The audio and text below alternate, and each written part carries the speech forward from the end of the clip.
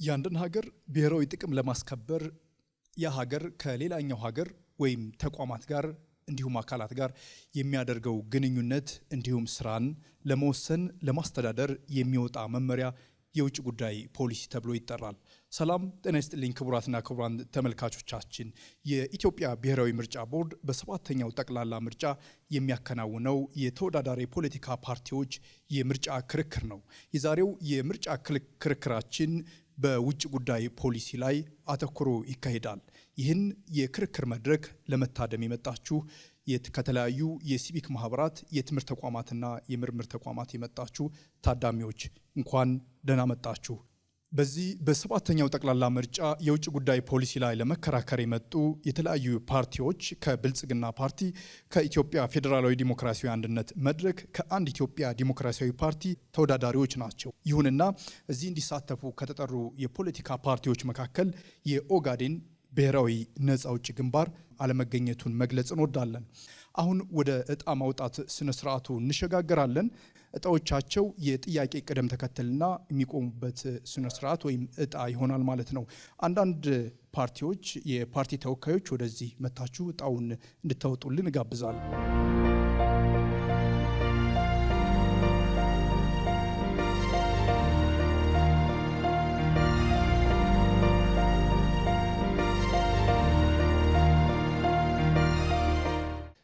ክቡራትና ክቡራን ቦታችሁን ስለያዛችሁ ተወዳዳሪ ፖለቲካ ፓርቲዎች እናመሰግናለን። ብልጽግና ፓርቲን ወክለው የሚከራከሩት አቶ መሐመድ ራፊ አባራያ እንዲሁም ደግሞ አቶ ፋሲካው ሞላ ይሆናሉ። ከኢትዮጵያ ፌዴራላዊ ዲሞክራሲያዊ አንድነት መድረክ ደግሞ አቶ ደምሴ ስኳሬና ወይዘሪት ትሁን ወልደ ይሆናሉ። ከአንድ ኢትዮጵያ ዲሞክራሲያዊ ፓርቲ ደግሞ አቶ ሲሳይ ደጉና መምህር ሰለሞን ሃኒባል ይሆናሉ። ክቡራትና ክቡራን ተመልካቾቻችን ይህ በውጭ ጉዳይ ፖሊሲ ላይ አተኩሮ የሚካሄደው የኢትዮጵያ ብሔራዊ ምርጫ ቦርድ የሚያከናውነው የምርጫ ክርክር ነው። የክርክር መድረኩን እየመራን እኔ አንዱ አለምናን ከምስሊያ ሀሽምና የኔ ዓለም ካሳውን ጋር ወደ እናንተ እናደርሳለን። ይህ የክርክር መድረክ 5 ምዕራፎች ይኖሩታል። የመጀመሪያው ምዕራፍ የመግቢያ ንግግር የሚደረግበት ይሆናል። ሁለተኛው ምዕራፍ ደግሞ ከዚህ ከአከራካሪ ጋዜጠኞች የሚነሱላችሁን ጥያቄ የምትመልሱበት ይሆናል። ሶስተኛው ምዕራፍ ደግሞ ከተሳታፊዎች የሚነሱ ጥያቄዎችን የምትመልሱበት ነው። በአራተኛ ምዕራፍ ደግሞ ራሳችሁ ፓርቲዎች እርስ በርሳችሁ የምትጠያየቁበት ምዕራፍ ይኖረናል ማለት ነው። በአምስተኛው ምዕራፍ የመዝጊያ ንግግር ወይም የማጠቃለያ ንግግር የፓርቲያችሁን ሀሳብ የምትገልጹበት ይሆናል። በዚህ መሰረት ሂደቱን የምናስቀጥል ይሆናል። በድጋሚ እንኳን ደህና መጣችሁ። በሚኖሯችሁ ሀሳቦች ላይ ደግሞ የማጣሪያ ጥያቄዎች ወይም የማስረጃ ጥያቄዎች በመሸጋገሪያ ምዕራፎቻችን ላይ ይኖሯቸዋል። እሱን ከወዲሁ ለማሳወቅ እወዳለሁ። የመጀመሪያ ምዕራፍ ቀደም ሲል እንደገለጽኩት የመግቢያ ንግግር የምታደርጉበት ነው። ከመጀመሪያው በእጣችሁ መሰረት ከአንድ ኢትዮጵያ ዲሞክራሲያዊ ፓርቲ ይሆናል። እሺ፣ አመሰግናለሁ። አንድ ኢትዮጵያ ዲሞክራሲ ፓርቲ የውጭ ግንኙነትን በተመለከተ እንደ ዓለም አቀፉ ሕግ መሰረት ዩኒላተራል፣ ባይላተራል እና መልቲላተራል የሚሉ የግንኙነቶች አሉ። በእነዚህ የህግ ዓለም አቀፍ ህግ ማዕቀፍ መሰረት አንድ ኢትዮጵያ ዲሞክራሲ ፓርቲ በተለይ ከሀገር ጥቅምና ከሀገር ሉዓላዊነት አንጻር ምርታ ፎከስ አድርጎ ይሰራል። ስለዚህ በተለይም አሁን ሴንሲቲቭ የሆነው የግዛት ወሰንን በተመለከተ ከውጭ ግንኙነታችን አንጻር የፓርቲያችንን እቅድና ማኒፌስቶ ላይ የቀረበውን ሀሳብ በጽሁፍ አቀርባለሁ ማለት ነው። የኢትዮጵያ ግዛት ወሰን የፌዴራል ክልሉ ሀገር ወሰን የሚያጠቃልል ዓለም አቀፍ የስምምነት መሰረት የተወሰነ ነው። የኢትዮጵያ ሰሜናዊ ድንበሯ ከታህሳስ 2000 ቀን 1950 ዓ.ም በኒውዮርክ 5ኛ የተባበሩት መንግስታት ጠቅላላ ጉባኤ ላይ ከኤርትራ የተለየ በሙሉ ስልጣን ከኢትዮጵያ በመስጠት የተደነገገ ውሳኔ መሰረት ኢትዮጵያ የባህር ወደቦች በምጽዋ አሰብ ላይ የባለቤትነት ሙሉ ስልጣን ይኖራል ተብሎ የዩናይትድ ኔሽን አንቀጽ ወይንም ሪዞሉሽን ኤንዩ 390 ቪ በንዑስ አንቀጽ 2 ላይ ተደንግጓል። በዩናይትድ ኔሽን ኤንዩ 390 ቪ ላይ ኤርትራ ከኢትዮጵያ እለያለሁ ካለች የአሰብን ወደብ ለኢትዮጵያ አሳልፋ የመስጠት አለባት የሚል ነው። ሆኖም ኤርትራ መስት ቢ ኮድ ዘ ፖርት አሰብ ቱ ኢትዮጵያ ይላል። ስለዚህ የኢትዮጵያ ሰሜናዊ ድንበሯ የአሰብ ወደብና የዳላክ ደሴቶች ጨምሮ ያካልላል። በዓለም አቀፍ ሕግ መሰረት የተባበሩት መንግስታት ያጸደቀውን የተባበሩት መንግስታት ብቻ ማፍረስ አለበት። ስለዚህ የኢትዮጵያ ሰሜናዊ ድንበር በዩናይትድ ኔሽን 390 ቪ ላይ የጸና ይሆናል። የኢትዮጵያ ድንበሯ በሊግ ኦፍ ኔሽን ላይ የኢትዮጵያ ሕጋዊ ካርታ ባስመዘገበችው መሰረት ብቻ የጸና ይሆናል። ስለዚህ እንደ አንድ ኢትዮጵያ ዲሞክራሲ ፓርቲ በውጭ ጉዳይ ፖሊሲያችን ቅድም በቀረበው ዓለም አቀፍ ሕግ መሰረት አሰብ ቀይ ባህር የኛ መሆኑን ነው የዓለም አቀፍ ሕጉም የሚያሳየን። ከዛ ባሻገር ግን ኢትዮጵያ ባላት ዲፕሎማሲ ግንኙነት በዓለም አቀፉ ሕግ መሰረት የባህር ወደብ የማግኘት መብት አላት ነው። ሌላኛው ትልቁ የምናነሳው አንድ ሀገር የውጭ ጉዳይ ፖሊሲው የሀገሪቱን ጥቅም መሰረት አድርጎ የሀገሪቱን ሉዓላዊነት መሰረት አድርጎ ይሰራል። ይሄም ዋን ቱ ዋን ወይንም አንድ ለአንድ ግንኙነት ሊሆን ይችላል፣ ሁለትዮሽ ግንኙነት ሊሆን ይችላል። በስፋት ደግሞ ከተለያዩ ሀገራት ሊሆን ይችላል፣ ከአሜሪካ ሊሆን ይችላል፣ ከአውሮፓ ሊሆን ይችላል፣ ከአፍሪካ ሊሆን ይችላል። ስለዚህ ባለን የውጭ ጉዳይ ፖሊሲያችን ሁል ጊዜ በፓርቲያችን እንደ አቋም እንደ ማኒፌስቶችን መሰረት ምንድነው አቋማችን? ፓርቲያችን የሀገርን ሉዓላዊነት የሀገርን ጥቅም በተለይ የንግድ ግንኙነትን ኢምፖርት ኤንድ ኤክስፖርት ላይ ከተለያዩ ሀገራት ጋራ የሀገርን ኢንተረስት ከማስጠበቅ አንጻር ፓርቲያችን አጥብቆ ይሰራል። ስለዚህ የውጭ ጉዳይ ለአንድ ሀገር ትልቅ መሰረት ነው። ከአገሪቱ ልማት አንጻር፣ ከኢንፍራስትራክቸር አንጻር፣ ከቴክኖሎጂ አንጻር እንደዚሁም ከተለያየ መልካም ግንኙነት አንጻር ኢትዮጵያ እስከዛሬ በመጣችበት መንገድ በተለያዩ ስርዓቶችን ብታልፍ የተለያዩ መንግስታትን ቢመጡ ያለን ግንኙነት መልካምና ሰላማዊ ነው። ኃይል በደንብ ተጽዕኖም ፈጣሪ ነን ኢትዮጵያን። ስለዚህ የኛ ፓርቲ ከየትኛውም ዓለማት ጋራ ሰላማዊ የሆነ ግንኙነት ዲፕሎማሲያዊ የሆነ ግንኙነት እናደርጋለን የሚል አቋም ነው ያለን። አመሰግናለሁ። ቀጣዩ የሚሆነው ደግሞ ከኢትዮጵያ ፌዴራላዊ ዲሞክራሲያዊ አንድነት መድረክ ነው። አመሰግናለሁ። በቅድሚያ መላው የኢትዮጵያ ሕዝብ እንዲሁም ተፎካካሪ ፖለቲካ ፓርቲዎችን እንኳን ለሰባተኛ ዙር ጠቅላላ ምርጫ በሰላም አደረሰን አደረሳችሁ። መድረክ የአራት አንጋፋ ፓርቲዎች ግንባር ነው። እነዚህም የሲዳማ አርነት ንቅናቄ ሲአን፣ የኦሮሞ ፌዴራሊስት ኮንግሬስ ኦፌኮ፣ አሬና ትግራይ ለዲሞክራሲያዊና ለሉዓላዊነት አሬና፣ አፋር ህዝብ ፍትሃዊና ዲሞክራሲያዊ ፓርቲ አፊዴፓ ናቸው። የተከበርክ የኢትዮጵያ ህዝብ ሆይ የአንድ ሀገር የውጭ ጉዳይ ፖሊሲ የውስጥ ፖለቲካዊና ኢኮኖሚያዊ ጥንካሬዋ ቀጥተኛ ነጸብራቅ ነው ብሎ ፓርቲያችን ያምናል። ከዚህም የተነሳ ሀገራችን ኢትዮጵያ ያላትን ታሪካዊ የዲፕሎማሲ ከፍታና ቀጠናዊ ተሰሚነት መልሶ ለመገንባት ከምን ጊዜ በላይም የውስጥ ሰላምን በማረጋገጥ በዲሞክራሲያዊ ስርዓት ግንባታና በብሔራዊ መግባባት ላይ የተመሰረተ ጠንካራ መሰረት ያስፈልጋታል ብለን እናምናለን። የመድረክ የውጭ ጉዳይ ፖሊሲ አቅጣጫዎች የብሔራዊ ጥቅማችንን ልዕልና የሚያስጠብቅ ከማናቸውም ሀገር ጋር በእኩልነትና በጋራ ተጠቃሚነት ላይ የተመሰረተ እንዲሁም የውስጥ ጉዳይን በጣልቃ ገብነት ገብቶ ከመፈተሽ የጸዳ መርህን ይከተላል። ዋና ዋና የውጭ ጉዳይ ፖሊሲያችን መሰረታዊ መርሆች፣ አንደኛ የብሔራዊ ጥቅማችን ልዕልና፣ ሁለተኛ ሚዛናዊና ገለልተኛ ዲፕሎማሲ ወይም ነን አላይንድ ዲፕሎማሲ፣ ሶስተኛ ቀጠናዊ የኢኮኖሚ ውህደት፣ አራተኛ የሰላም ዲፕሎማሲ። እነዚህን መርሆችን ተከትለን ልናስፈጽማቸው ወይንም ለኢትዮጵያ ውጭ ጉዳይ ፖሊሲ መፍትሄ ናቸው ብለን ያስቀመጥናቸው አራት ዋና ዋና ሀሳቦች፣ አንደኛ ቀጠናዊ ትብብርን፣ የባህር በር ጉዳይን አስተሳስሮ ማየት። መድረክ የባህር በር ጉዳይ ለኢትዮጵያ የህልውና ጉዳይ መሆኑን ያምናል። ነገር ግን መፍትሄው ጂኦፖለቲካዊ ውጥረትን ከመፍጠር የወጣ ዓለም አቀፍ ሕግን በተከተለ መልኩ በጋራ ወደብን የማልማት ወይም ፖርት ጆይንት ቬንቸርንና ቀጠናዊ የኢኮኖሚ ውህደትን መሰረት ያደረገ ስትራቴጂ ይከተላል። ሁለተኛ፣ የውሃ ፖለቲካና ታላቁ የኢትዮጵያ ህዳሴ ግድብ። የህዳሴ ግድብን የኢትዮጵያ ህዝብ የላብ ውጤት ነው ብለን እናምናለን። የሁላችንም ፕሮጀክት አድርገን እንቀበላለን። ነገር ግን መድረክ የግድቡን ግንባታ ጉዳይ ከማጠናቀቅ ባለፈ በአባይ ወንዝ ላይ ያለንን ፍትሃዊ የመጠቀም መብትን በኢንቴቤ ስምምነት ወይም በሲኤፍኤ መሪህ ወይም አግሪመንት ወደ ተግባር እንዲገባ ይሰራል ወይንም ይፈልጋል።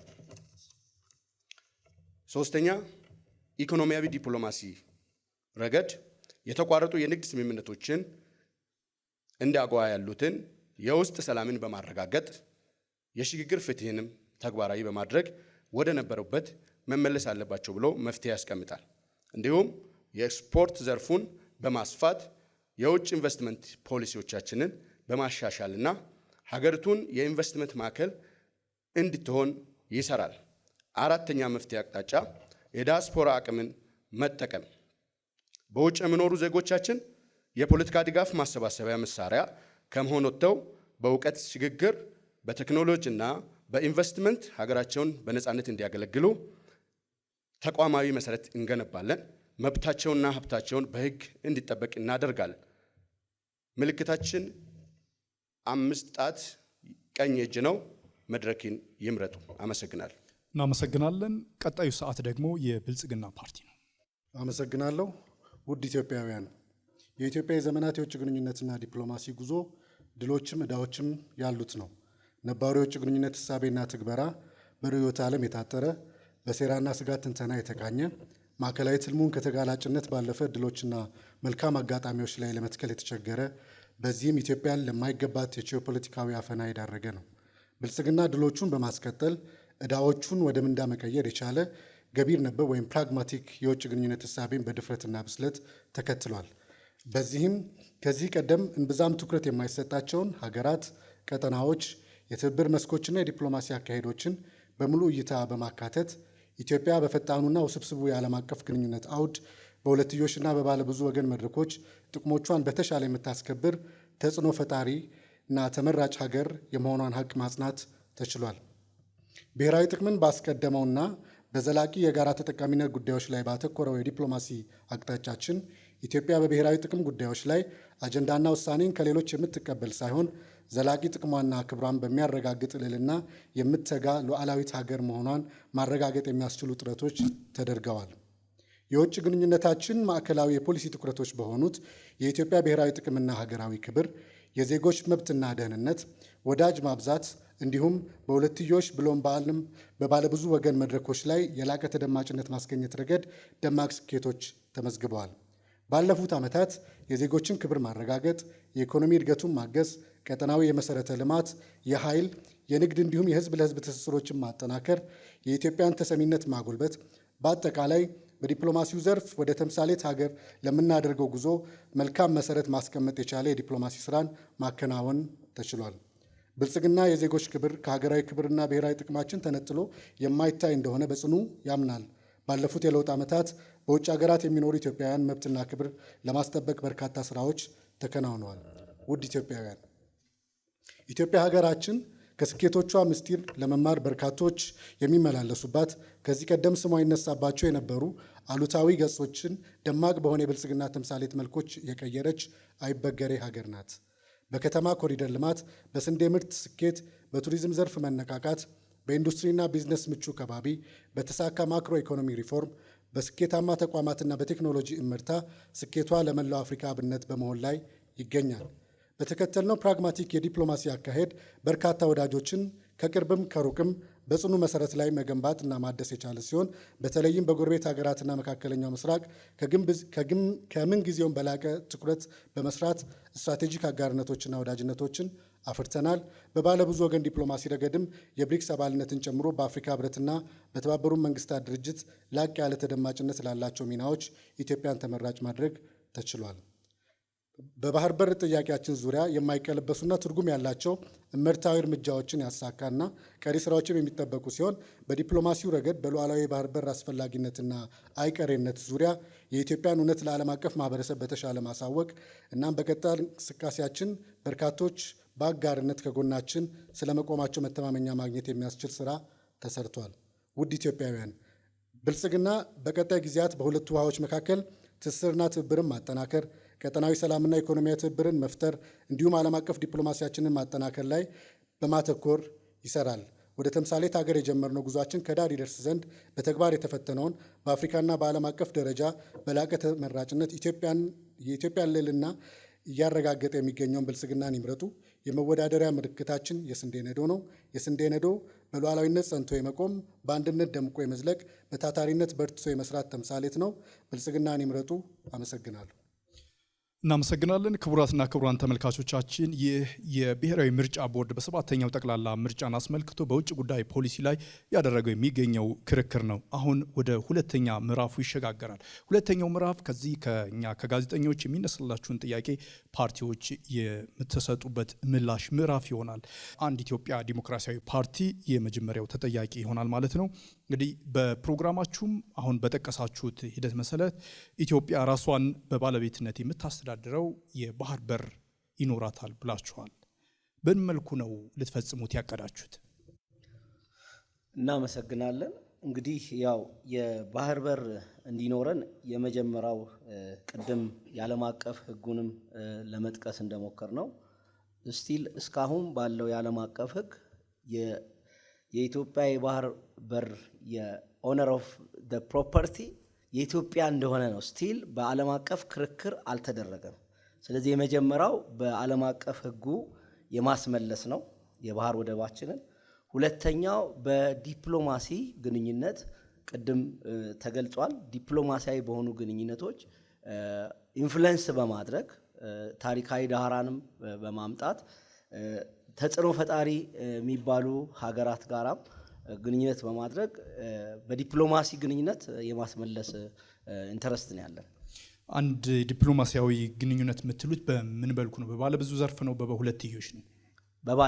በባለ ብዙ ዘርፍ መልቲላተራል በሚባለው ማለት ነው። ስለዚህ ባለ ብዙ ዘርፍ ብቻ የኢትዮጵያን ብሔራዊ ጥቅም ማስመለስ ይቻላል? ይህ ጉዳይ ከጎረቤቶቿ ጋር የሚመጣ ስለሆነ ምክንያቱም ቅድም እንደነገርኩ መጀመሪያ በህጉ ኦነር ኦፍ ዘ ፕሮፐርቲ የኛ እስከሆነ ድረስ የህጉ ምላሽ እኮ ገና አላገኘንም። የዓለም አቀፍ ህግ ላይ እኮ ቅድም እንዳስቀመጥኩልህ ቁጭ ያለ ያልተነካ ኢሹ ነው፣ ኬዝ ነው።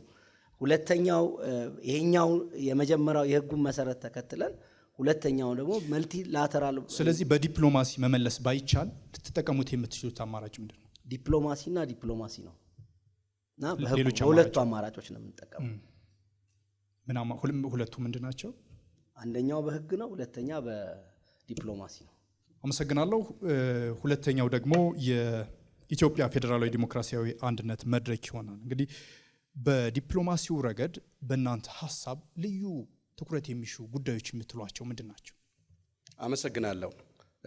ቅድም በመግቢያ ላይ እንደጠቀስኩት እንደ መፍትሄ አቅጣጫ ብለን ያስቀመጥናቸው ቀጠናዊ ትስስር በዲፕሎማሲ ረገድ በኢትዮጵያ የጎረቤት ሀገራትን በኢኮኖሚ በማስተሳሰር ቀጠናዊ ትስስርን በመፍጠር በዩኒላተራልም በመልቲላተራልም በባይላተራልም ወሳኝ የሆነ ዲፕሎማሲያዊ ግንኙነት መደረግ አለበት ብለን ነው የምናስበው። በንግግሩ በተለይ ገለልተኛ የሆነ የዲፕሎማሲ ስልት እንከተላለን ብላችኋል። በተለይ አሁን ባለው ዓለም አቀፋዊ ሁኔታ አንድ ሀገር ገለልተኛ ብቻ ሆኖ የውጭ ጉዳይ ፖሊሲውን ሊያስፈጽም ይችላል እንዴ?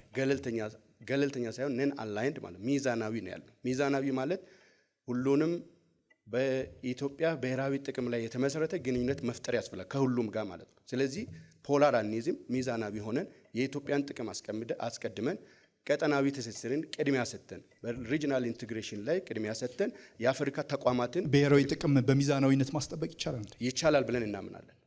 ጥሩ ተችሏል ብለንም እናምናለን። እንዴትሽ? ከዚህ በፊት ብሔራዊ ኢትዮጵያ ብዙውን ጊዜ የምትታወቀው ሚዛናዊ በመሆን ነው። ሚዛናዊ ሆና ነን አላይንድ ዲፕሎማሲ ፖሊሲ ነው የምትከተለው። በዛ ውጤታማ ነበረች፣ ጠንካራ ሀገር ነች።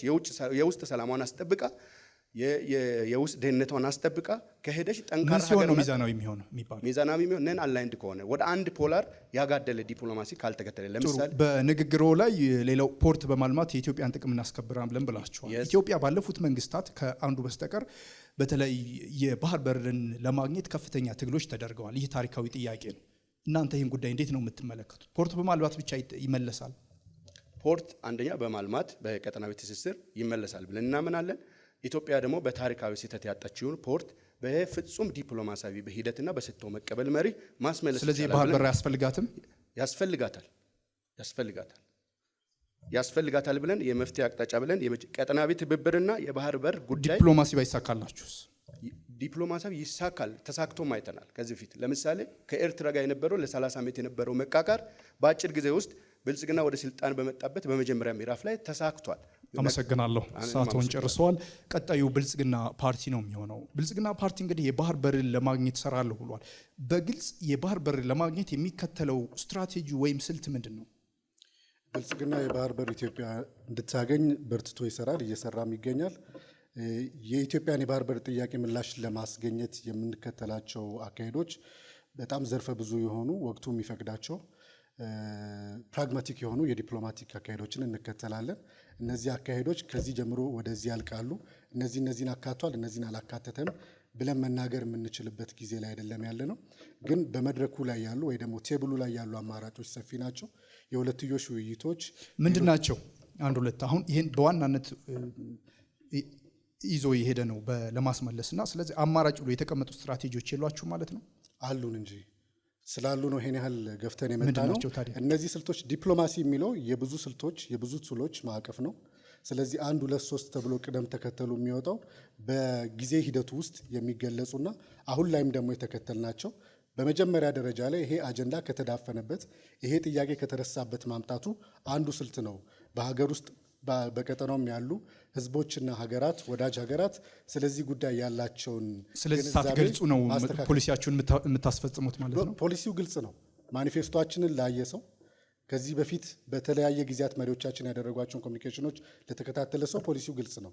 በፖሊሲ ግልጽነት የምንታማ ሳይሆን የፖሊሲው ማዕቀፍ መብዛትና መስፋት ይሄኛውን ብቻ ነጥለን እንድናወጣ የሚፈለግ አይነት ጥያቄ ከሆነ አንድ ስልት ብቻ አይደለም የምንከተለው። እሺ፣ በፖሊሲ እንግዲህ ንግግሮች የሚገለጹ ብለዋል። በተለይ የውጭ ጉዳይ ፖሊሲ በ2011 እርስዎም እንደገለጹት ፕራግማቲክ የውጭ ጉዳይ ስልትን ይዘን እየሰራ ነው ብላችኋል። ግን በ2011 ጀምሮ የተጠቀማችሁበት የሆነ ግን ያላጸደቃችሁት አዋጅ አለ።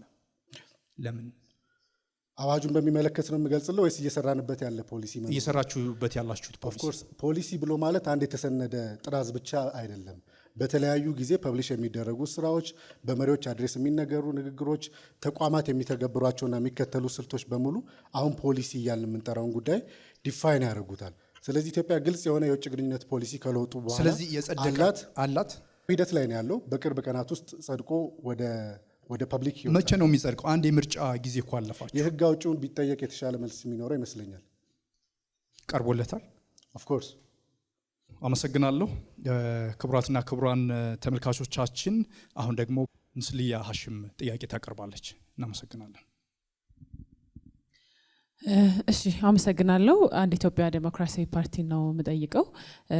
ኢትዮጵያ የላይኛው ተፋሰስ ሀገር የሆነችባቸውና ለኢኮኖሚ ምንጭ ሊሆኑ የሚችሉ ድንበር ተሻጋሪ ወንዞቿን በአግባቡ እንዳትጠቀም ከታችኛው ተፋሰስ ሀገራት የሚመጡ መሰናክሎች አሉና እነዚህ መሰናክሎች ለመፍታት ወይም ደግሞ በምን አግባብ ለማለፍ ተጨባጭ መፍትሄዎችን ይዛችሁ መጥታችኋል? መቀጠል ትችላላችሁ።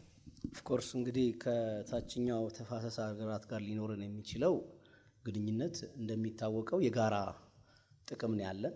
እኛም እነሱን መጠቀም አለባቸው። እኛ ብቻ እንጠቀም የሚል አቋም የለንም። ስለዚህ ከነሱ ጋር ሊኖረን የሚገባ ግንኙነት አንደኛ ሰላማዊ የሆነ ግንኙነት፣ ሁለተኛ የማሳመንና የዲፕሎማሲ ስራ መስራት ይጠበቅብናል። ምክንያቱም እኛ በዘመናት ውስጥ ነው ሳንጠቀም የነበር ነው።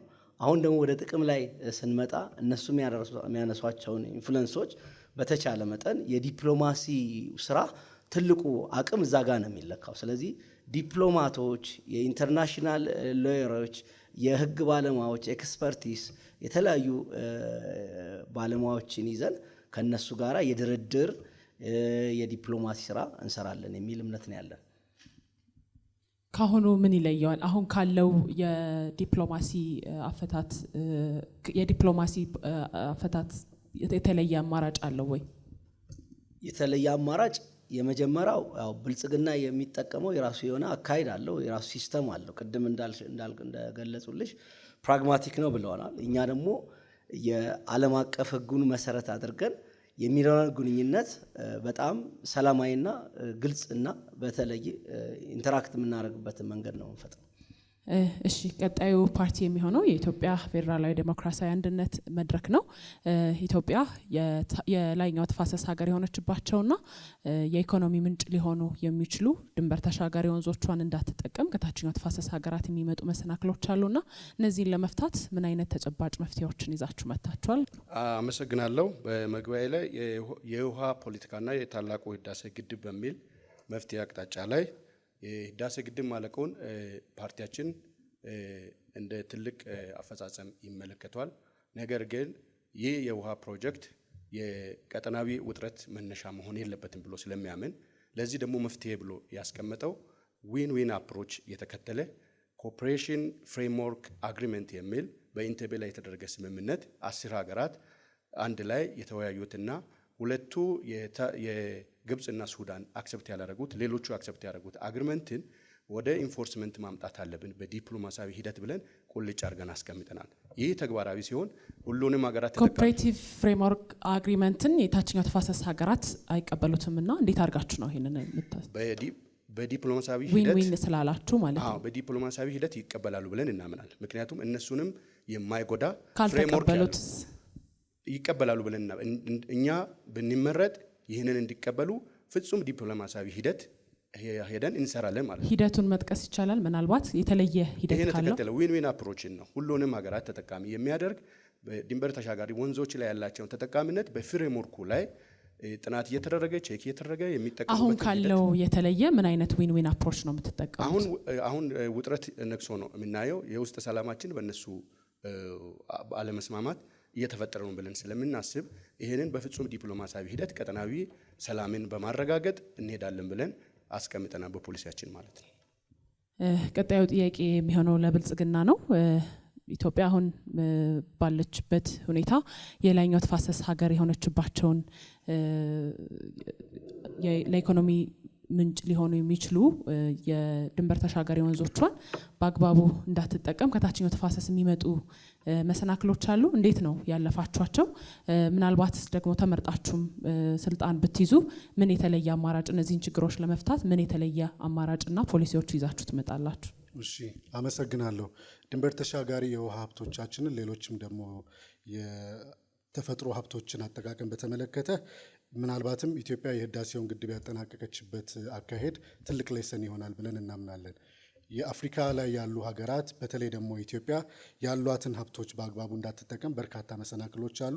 ከነዚህ ውስጥ በተለይ ደግሞ የተጠቀሱት ድንበር ተሻጋሪ ወንዞችን በተመለከተ የቅኝ ግዛት ውሎች አሁንም ድረስ አሳሪ ሆነው እንዲቀጥሉ ፍላጎት ያላቸው አካላት አሉ። ስለዚህ እነዚህ ፍላጎት ያላቸው አካላት ፍላጎታቸው ላይመለስ መዘጋቱን የህዳሴው ግድብ በስኬት መጠናቀቁ ትልቅ ያበሰረ ብስራት ነው።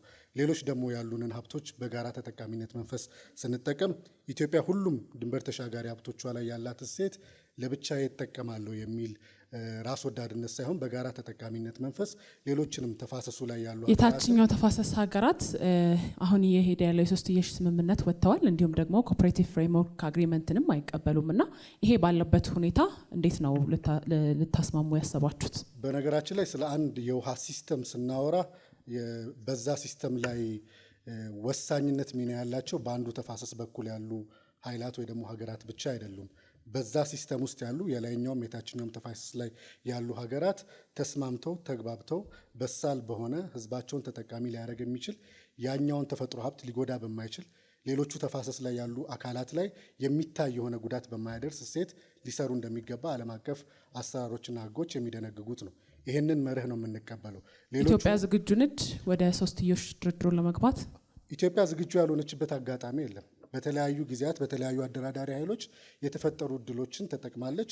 እነዚህ ውይይቶቹ ላይ ድርድሮቹ ላይ አንገባም ሌላ ጊዜ የተለያዩ ምክንያቶችን ሲያቀርቡ ሲወጡ የነበሩ አካላትም ከሚጠቅሷቸው ቴክኒካል የሆኑ ምክንያቶች ባሻገር የተደበቁ ፖለቲካዊ ፍላጎቶች ያሏቸው መሆኑን አሁን ዓለም በአግባቡ የተረዳበት ጊዜ ላይ ያለን ይመስለናል። ስለዚህ ኢትዮጵያ ፍላጎት ያላሳየችበት ጊዜ እንደሚባለውም ደግሞ በብቸኝነት ዩኒላተራል በሆነ መልኩ በማን አለበኝነት የገባችባቸው ስራዎች የሉም። ሌሎች በዚህ ማዕቀፍ ውስጥ ሊስማሙ የሚችሉ ሀገራትን ያልተቆጠበ የዲፕሎማሲ ስራና የማስማማት የማግባባት ስራዎች አሁንም ላይ እንደቀጠሉ ነው ያሉት። ሰዓት አልቋል። እናመሰግናለን። ወደ ቀጣዩ ጥያቄ እናልፋለን። ቀጣዩ ጥያቄያችን ደግሞ ጋዜጠኛ ይህነዓለም ካሳሁን ነች።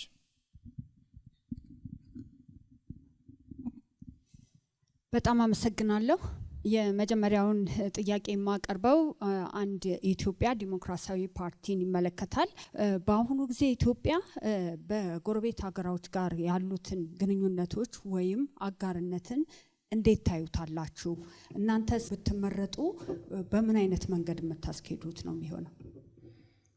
እንግዲህ ያው ኢትዮጵያ እንደሚታወቀው በዚህ በጂኦ ፖለቲክሱ ለአጋርም ለጎረቤትም ሀገር እነሱም እንዲጠቀሙ እኛም እንድንጠቀም ትልቅ ኢትዮጵያ እድልም ቻንስም ነች እና ኢትዮጵያ ባላት ሪሶርስ እነሱም ባላቸው ሪሶርስ የሁለትዮሽ ጥቅምን ማስከበር ከቻልን ቅድም ለምሳሌ ህዳሴው ግድብ አልቋል። አዎ ህዳሴው ግድብ የሚያመርተው መብራት አለ።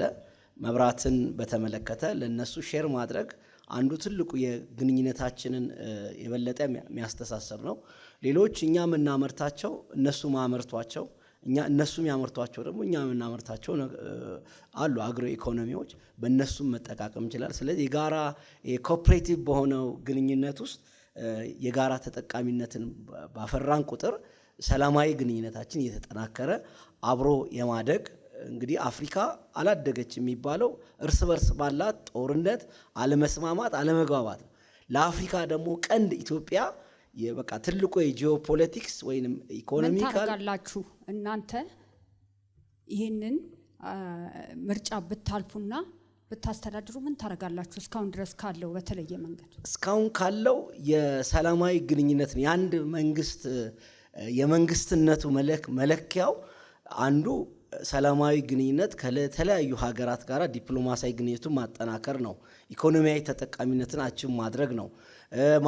ማህበራዊ ግንኙነቶችን የበለጠ ማጠናከር ነው። ስለዚህ አሁን ከነበረው የበለጠ እኛ ሰላማዊ የሆነ ግንኙነት፣ ኢኮኖሚያዊ ተጠቃሚነት፣ ባህል፣ ካልቸር ሰላማዊ አይደለም።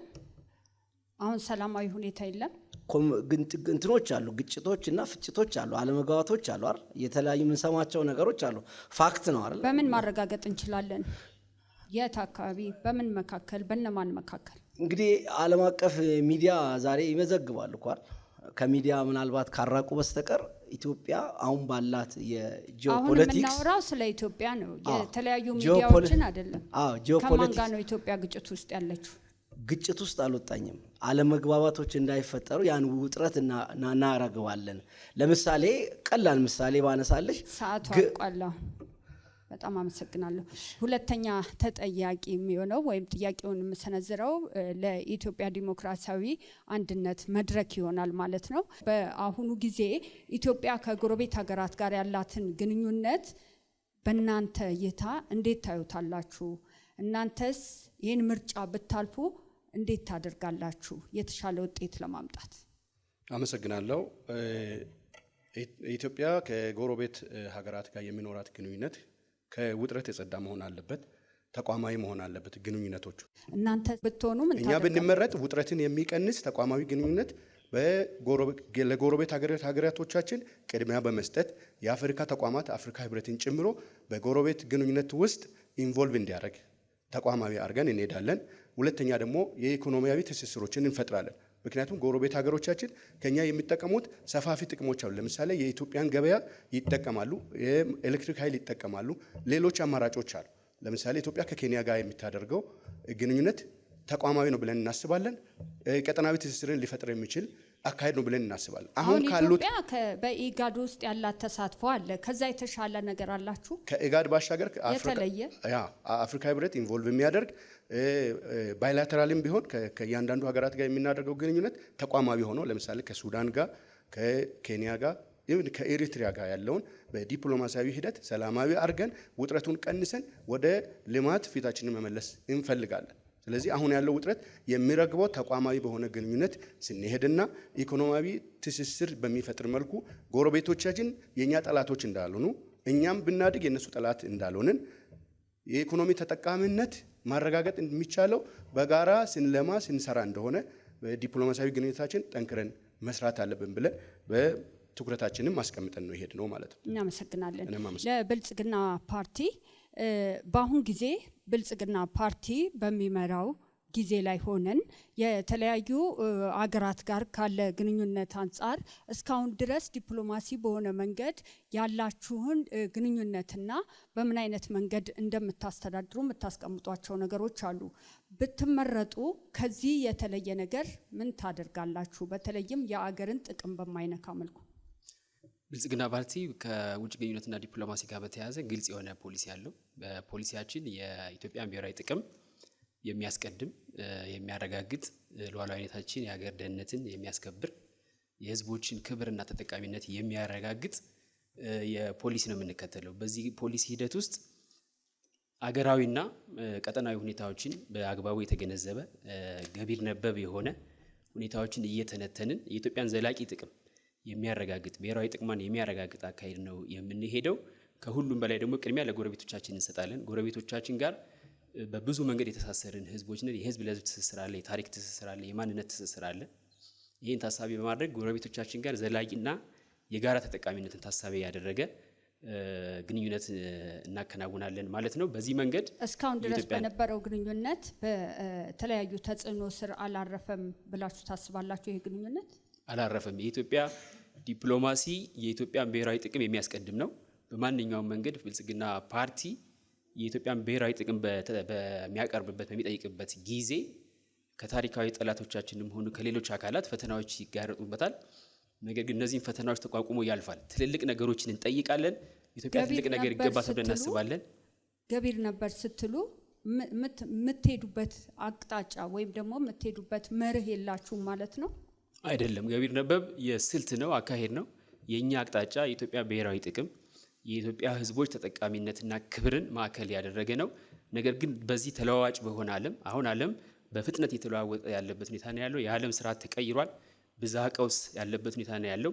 ዓለም አቀፍ ሁኔታውን፣ ቀጠናዊ ሁኔታውን፣ የሀገራዊ ሁኔታውን እያየን እየተነተንን የኢትዮጵያን ጥቅም ማስከበር የምንችልበትን አካሄድ መሄድ ካልቻልን፣ ተቸካይ ከሆንን የሀገራችን ተጠቃሚነት ማረጋገጥ አንችልም። እኛ የምንፈልገው ኢትዮጵያ ትልቅ ነገር ይገባታል ብለን እናስባለን። ትልልቅ ነገሮችን የኢትዮጵያን ብሔራዊ ጥቅም የሚያስከብሩ ጥያቄዎችን እንጠይቃለን፣ እንደ ባህር በር ያሉ ጥያቄዎችን ማለት ነው። እነዚህን ጥያቄዎች ስናቀርብ ደግሞ ፈተናዎች እንዲያጋጥሙን፣ ተጽዕኖዎች እንደሚመጡብን አስቀድመን እናውቃለን። እነዚህን ተጽዕኖችና ፈተናዎች ከህዝባችን ጋር በመወር እንቋቋማለን። ታላላቅ እድሎችን እናሳካለን። ኢትዮጵያን ወደ ታላቅነት እናሻገራለን። እናመሰግናለን።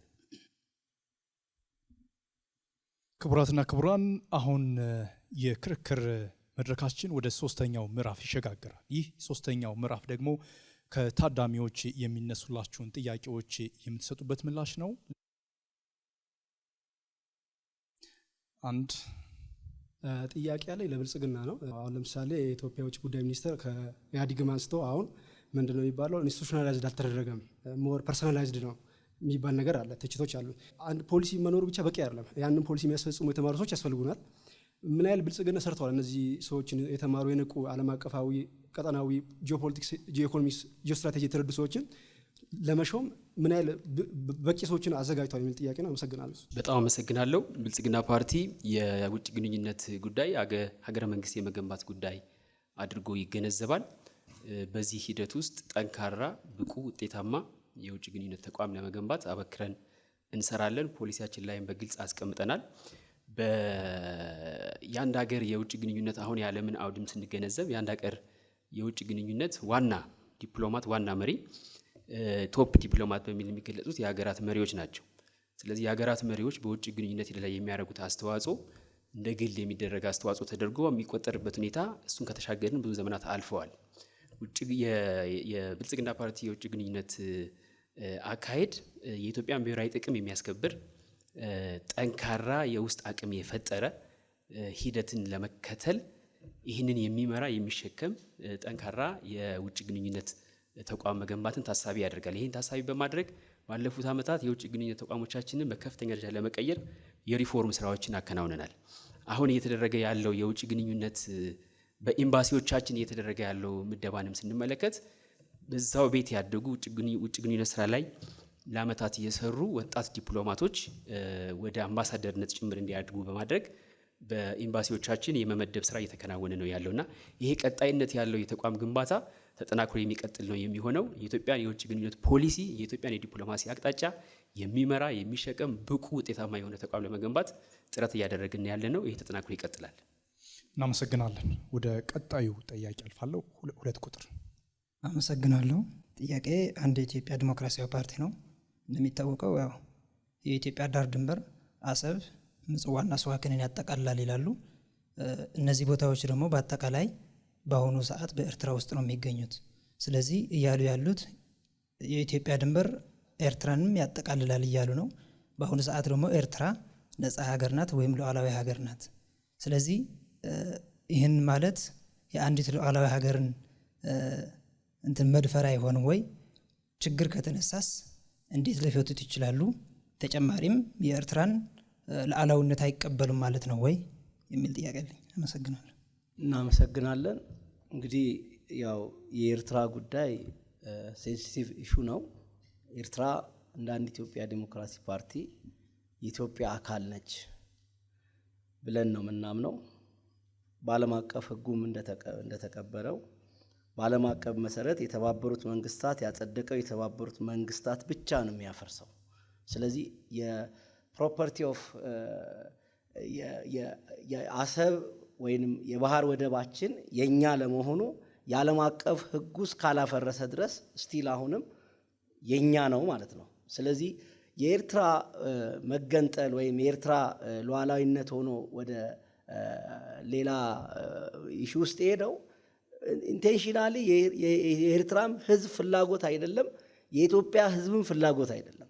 በተጽዕኖ በጫና በዲክታተርሺፕ በሆነ ሲስተም ነው የሄደችው። ስለዚህ እስቲል አሁንም አንድ ኢትዮጵያ ዲሞክራሲ ፓርቲ ኤርትራ የኢትዮጵያ አካል ነች፣ የባህር ወደቡ የኛ ነው፣ በህጉ በዓለም አቀፍ ህጉ በዲፕሎማሲው እናስመልሳለን የሚል አቋም ነው ያለን። ወደ ቀጣይ ጥያቄ እናልፋለን። 3 ቁጥር። ጥያቄ በመግቢያ ንግግሮት ኢትዮጵያ ተጽዕኖ ፈጣሪ ሀገር ነች ብለው ነበር እና ይህን ፋክት ቤዝድ የሆነ አንሰር እንዲመልሱልኝ ነው። ምን ተጽዕኖ እንዳደረገች? ኢትዮጵያ ተጽዕኖ ፈጣሪ ነች። ትላንትም ተጽዕኖ ፈጣሪ ነች፣ ዛሬም ተጽዕኖ ፈጣሪ ነች፣ ወደፊትም ተጽዕኖ ትፈጥራለች። ለምን ቢሉ ከፋክት ጋር አያይዝ ላይ ላልከው፣ አንደኛ ኢትዮጵያ በዓለም ታሪክ በቀኝ ግዛት ያልተገዛች የራሷ የሆነ ባህል፣ የራሷ የሆነ ቋንቋ፣ የራሷ የሆነ ግዛት ያላት በተለይም ለአፍሪካ ምሳሌ የሆነች ሀገር። የጂኦፖለቲክሱ በተለይ ጂኦፖለቲክሱ ሁሉም ኢትዮጵያ ላይ ፎከስ የሚያደርገው አንደኛ ብዙ ሀብቶች አሉን፣ ሌላኛው ደግሞ ብዙ ምሁራን አሉን። ምሁራኖቻችን አልተጠቀምንም እንጂ ቅድም የዩኒቨርሲቲም ተማሪ እንዳለው እኛ በጣም ሳይንቲስት የሆኑ ዓለምን ማንቀጥቀጥ የሚችሉ ሊቃውንት ያለን ሀገር ነው። ስለዚህ ባለን ሪሶርስ፣ ባለን ጂኦፖለቲክስ፣ ባለን ኢኮኖሚ ተጽዕኖ ፈጣሪ ነን። ወደፊትም ተጽዕኖ እንፈጥራለን። አመሰግናለሁ። 4 ቁጥር። ስለተሰጠኝ እድል በጣም አመሰግናለሁ። ጥያቄ በዓለም አቀፍ ደረጃ አሁን ለምሳሌ በሚታዩት ሁኔታዎች መጠነ ሰፊ የሆኑ ቀውሶች በተለይ የሪሶርስ ተደራሽነትን አስመልክቶ ሰሞኑን የሚታየው የነዳጅና የተለያዩ ሪሶርሶች ጥያቄ ውስጥ በሚወድቁበት ጊዜ ኢትዮጵያ ምን አይነት ፖሊሲዎችን በተለይ ኢኮኖሚያዊና አለ አይደለ የኑሮ ግሽበትን ሊያስከትሉ የሚችሉ ብዙ ነገሮች አገራችን ላይ በሚያጋጥሙበት ህዝባችን መካከል ለእንደዚህ አይነት ምን አይነት እቅዶችና ተግባራትን ይዛችሁ ነው እየተንቀሳቀሳችሁ ያላችሁት? ይላውን ጥያቄ እናመሰግናለን። በጣም አመሰግናለሁ። ቅድም እንዳልኩት የብልጽግና ፓርቲ ከውጭ ግንኙነትና ዲፕሎማሲ ጋር ተያይዞ የምንከተለው በአጠቃላይ የዓለም ሁኔታ በብዝሃ ቀውስ ያለበትና ፈጣን በሆነ መንገድ ተለዋዋጭ የሆነ የዓለም ስርዓት ውስጥ ያለን መሆኑን እንገነዘባለን። ይህንንም ታሳቢ በማድረግ የብሔራዊ ጥቅማችን በዚህ ሂደት ውስጥ ለማስከበር ዓለም አቀፍ ሁኔታውን ግምት ውስጥ ያስገባ እየተነተንን የኢትዮጵያን ብሔራዊ ጥቅም የበለጠ የሚያረጋግጥ አቋሞችን እናራምዳለን። ከነዳጅ ጋር ተያይዞም የተነሳው በዓለም አካባቢ የሚከሰቱ ቀውሶች፣ ግጭቶች በአንድ አካባቢ ብቻ የሚቀሩ አይደሉም። ተጽዕኗቸው ወደ ሌላው አካባቢም ይሄዳል። ይሄንን በውል እንረዳለን። እያንዳንዱ በዓለም ኮርነር ያለ ቀውስና ችግር በቀጠናችን ደረጃ ሊኖረው የሚችለው ተጽዕኖ፣ በኢትዮጵያ ደረጃ ሀገራችን ላይ ሊኖረው የሚችለውን ተጽዕኖ በፖለቲካም፣ በኢኮኖሚ፣ በማህበራዊም በአጠቃላይ በዲፕሎማሲ ጉዳዮች እንተነትናለን። ሴናሪዎችን እናስቀምጥና ቢሆኖችን እናስቀምጥና ይሄ ቢሆን ምን እናደርጋለን ብለን ቀድመን እንዘጋጃለን። ቀድመን ስለተዘጋጀንም አንዳንድ በተፈጠሩ ሀገራዊ ዓለም አቀፋዊ ቀውሶች ምክንያት የሚመጡ የኢኮኖሚ ተጽዕኖዎችን ለመቋቋም የሚያስችሉ እርምጃዎችን በመውሰዳችን ከሌሎች ሀገራት በተሻለ መንገድ ለመቋቋም ችለናል። በተግባርም እያየነው ነው ያለነው። ነገር ግን ደግሞ ይሄ ነገር ቀጣይነቱን እያየን የሀገራችን መቋቋም የሚችልበትን አቅጣጫዎች እንከተላለን። መሰረታዊ የሆኑ ስትራቴጂክ የሆኑ ኮሞዲቲዎች ኦቶኖሚ ማረጋገጥ እንፈልጋለን እንደ ሀገር ማለት ነው። የጉባ ብስራቶች በሚል ባለፉት ይፋ ያደረግናቸው ከኢነርጂ ጋር ተያይዞ በተፈጥሮ ጋዝ ዙሪያ እንዲሁም ደግሞ በሌሎች መሰረታዊ በሆኑ ኮሞዲቲዎች ትልልቅ ፕሮጀክቶችን ይፋ ያደረግንበት ምክንያት በአሁኑ ጊዜ በውጭ ሀገር ሁኔታዎች ላይ ተመስርቶ የሀገርን ጥቅም ማረጋገጥ አይቻልም። ስለዚህ ዋናው መዳኛችን የውስጥ አቅማችንን ማጠናከር ነው። ከነዳጅ ጋር በተያያዘ ያለ ችግር ይታወቃል። እሱን ለመቅረፍ ስራ እንሰራለን። ነገር ግን ደግሞ የውስጥ አቅማችንን ማጠናከር ያስፈልገናል። አመሰግናለሁ።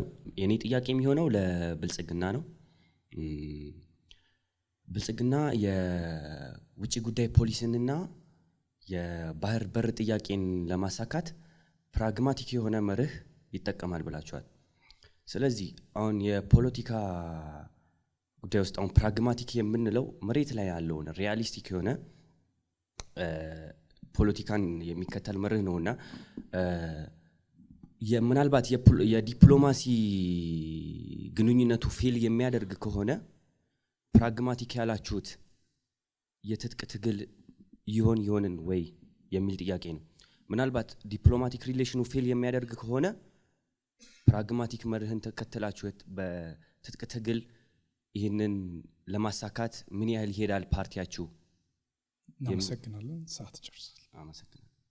እሺ፣ አመሰግናለሁ። የተወሰኑ ነጥቦች ስለ ገቢር ነበብነት ወይ ደግሞ ፕራግማቲዝም ምን ማለት ነው የሚለውን ትንሽ አንስቶ ማለፍ የሚያስፈልግ ይመስለኛል። ፕራግማቲዝም ብሎ ማለት አንዳንዶች እንደሚፈርጁት መርህ አልባነት አይደለም፣ አቋም አልባነት አይደለም።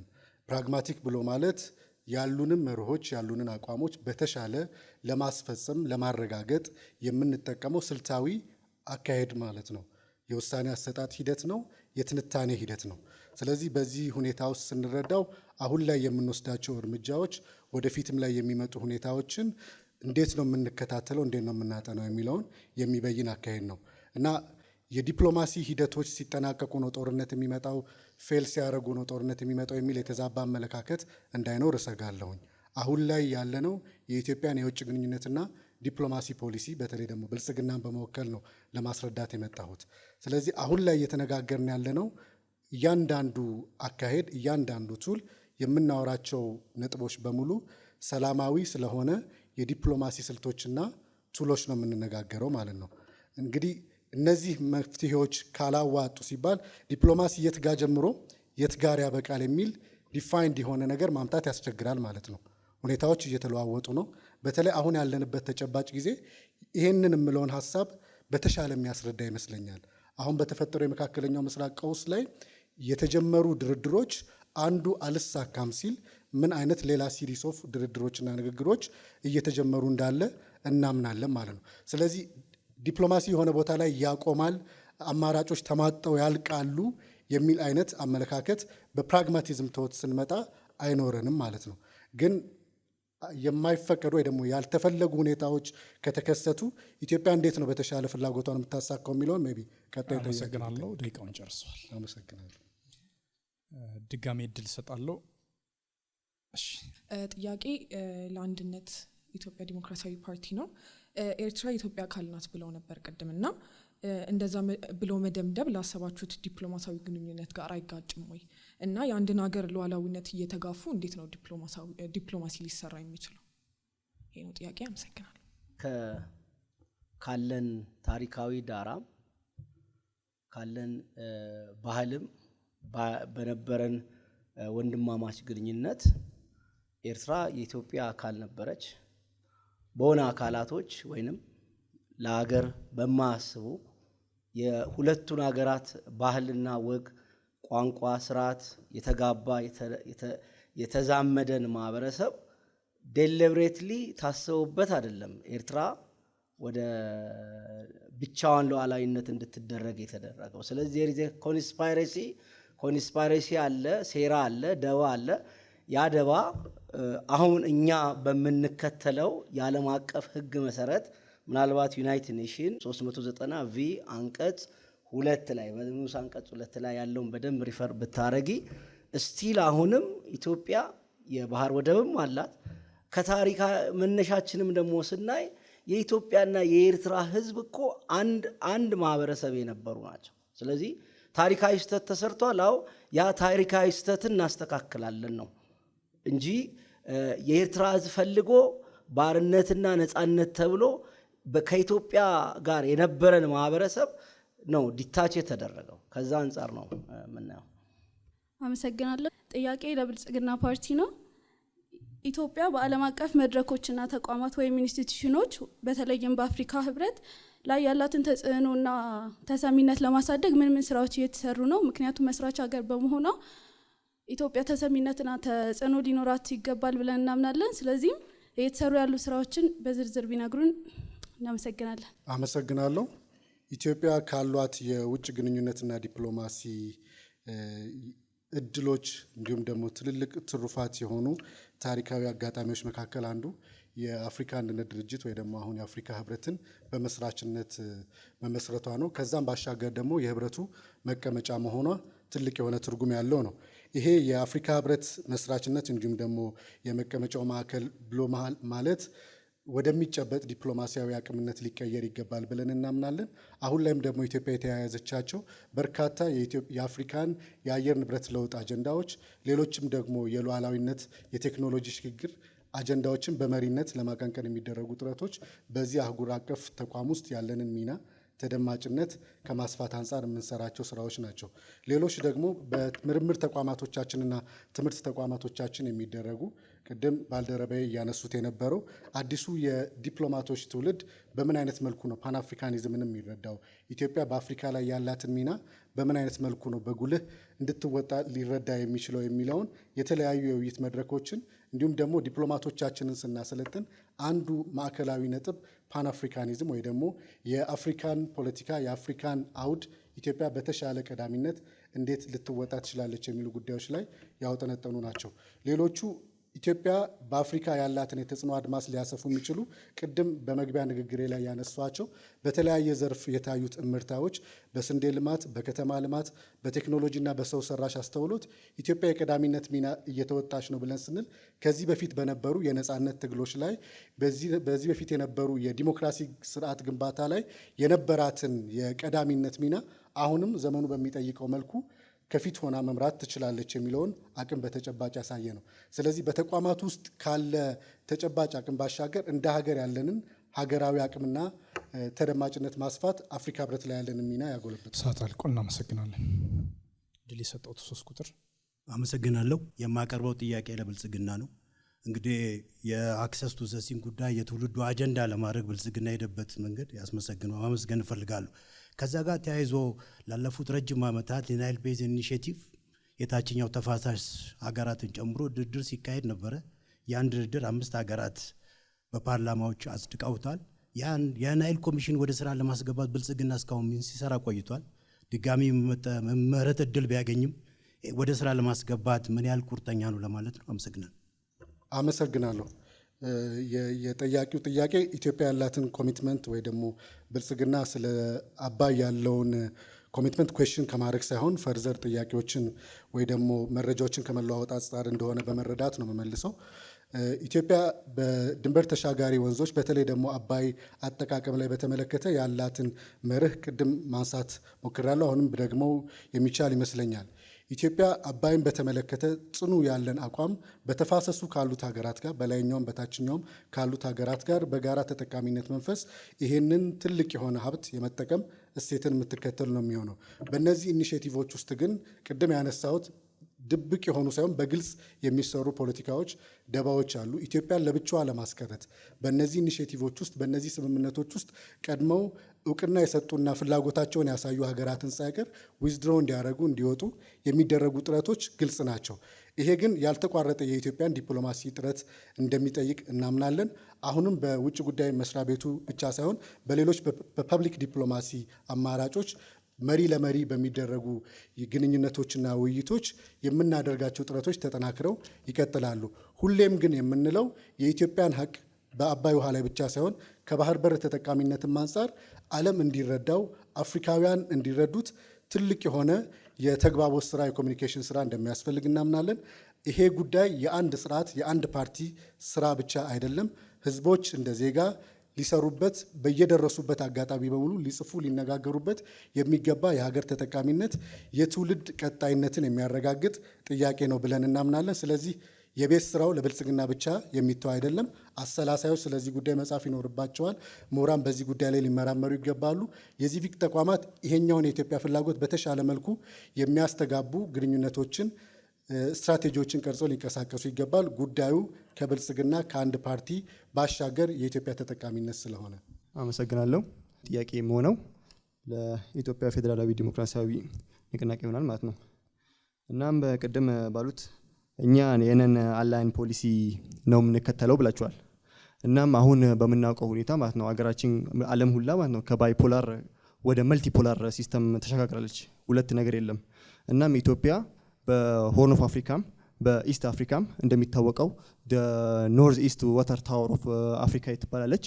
እናም ትልቅ የወተር ኃይል የውሃ ኃይል እያለን ማለት ነው በፊውቸር ማለት ነው ከኢነርጂ ማለት ነው ወደ ወተር ፓወር ነው የሚሸጋገረው ኮንፍሊክቱ ማለት ነው።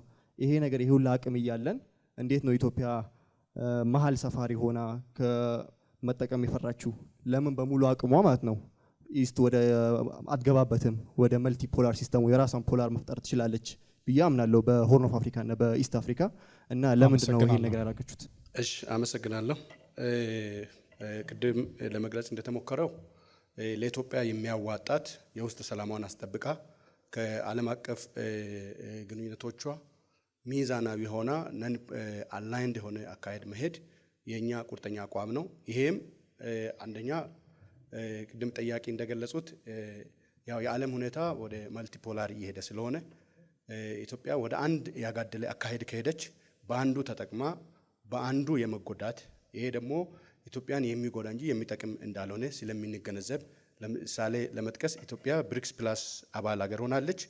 ያ ደግሞ ከምዕራባውያን ጋር ለረጅም ጊዜ የቆየው ስትራቴጂካዊ ግንኙነቷን እያሻከረ እንደመጣ እናያለን። ያ ደግሞ ኢትዮጵያን ይጎዳታል ብለን እናስባለን። ሚዛናዊ አካሄድ ከሄደች የውስጥ አቅሟን ሰላሟን አስጠብቃ ከሄደች እና ኢኮኖሚያዊ አቅሟን ገንብታ ከወጣች ኢንፍሉዌንሻል መሆን ትችላለች ብለን እናምናለን። አሁን ግን ባለችበት ሁኔታ ኢትዮጵያን የሚያዳክሙ ብዙ አካሄዶች አሉ። ኢትዮጵያ ገና በማደግ ላይ ያለች ሀገር ነች።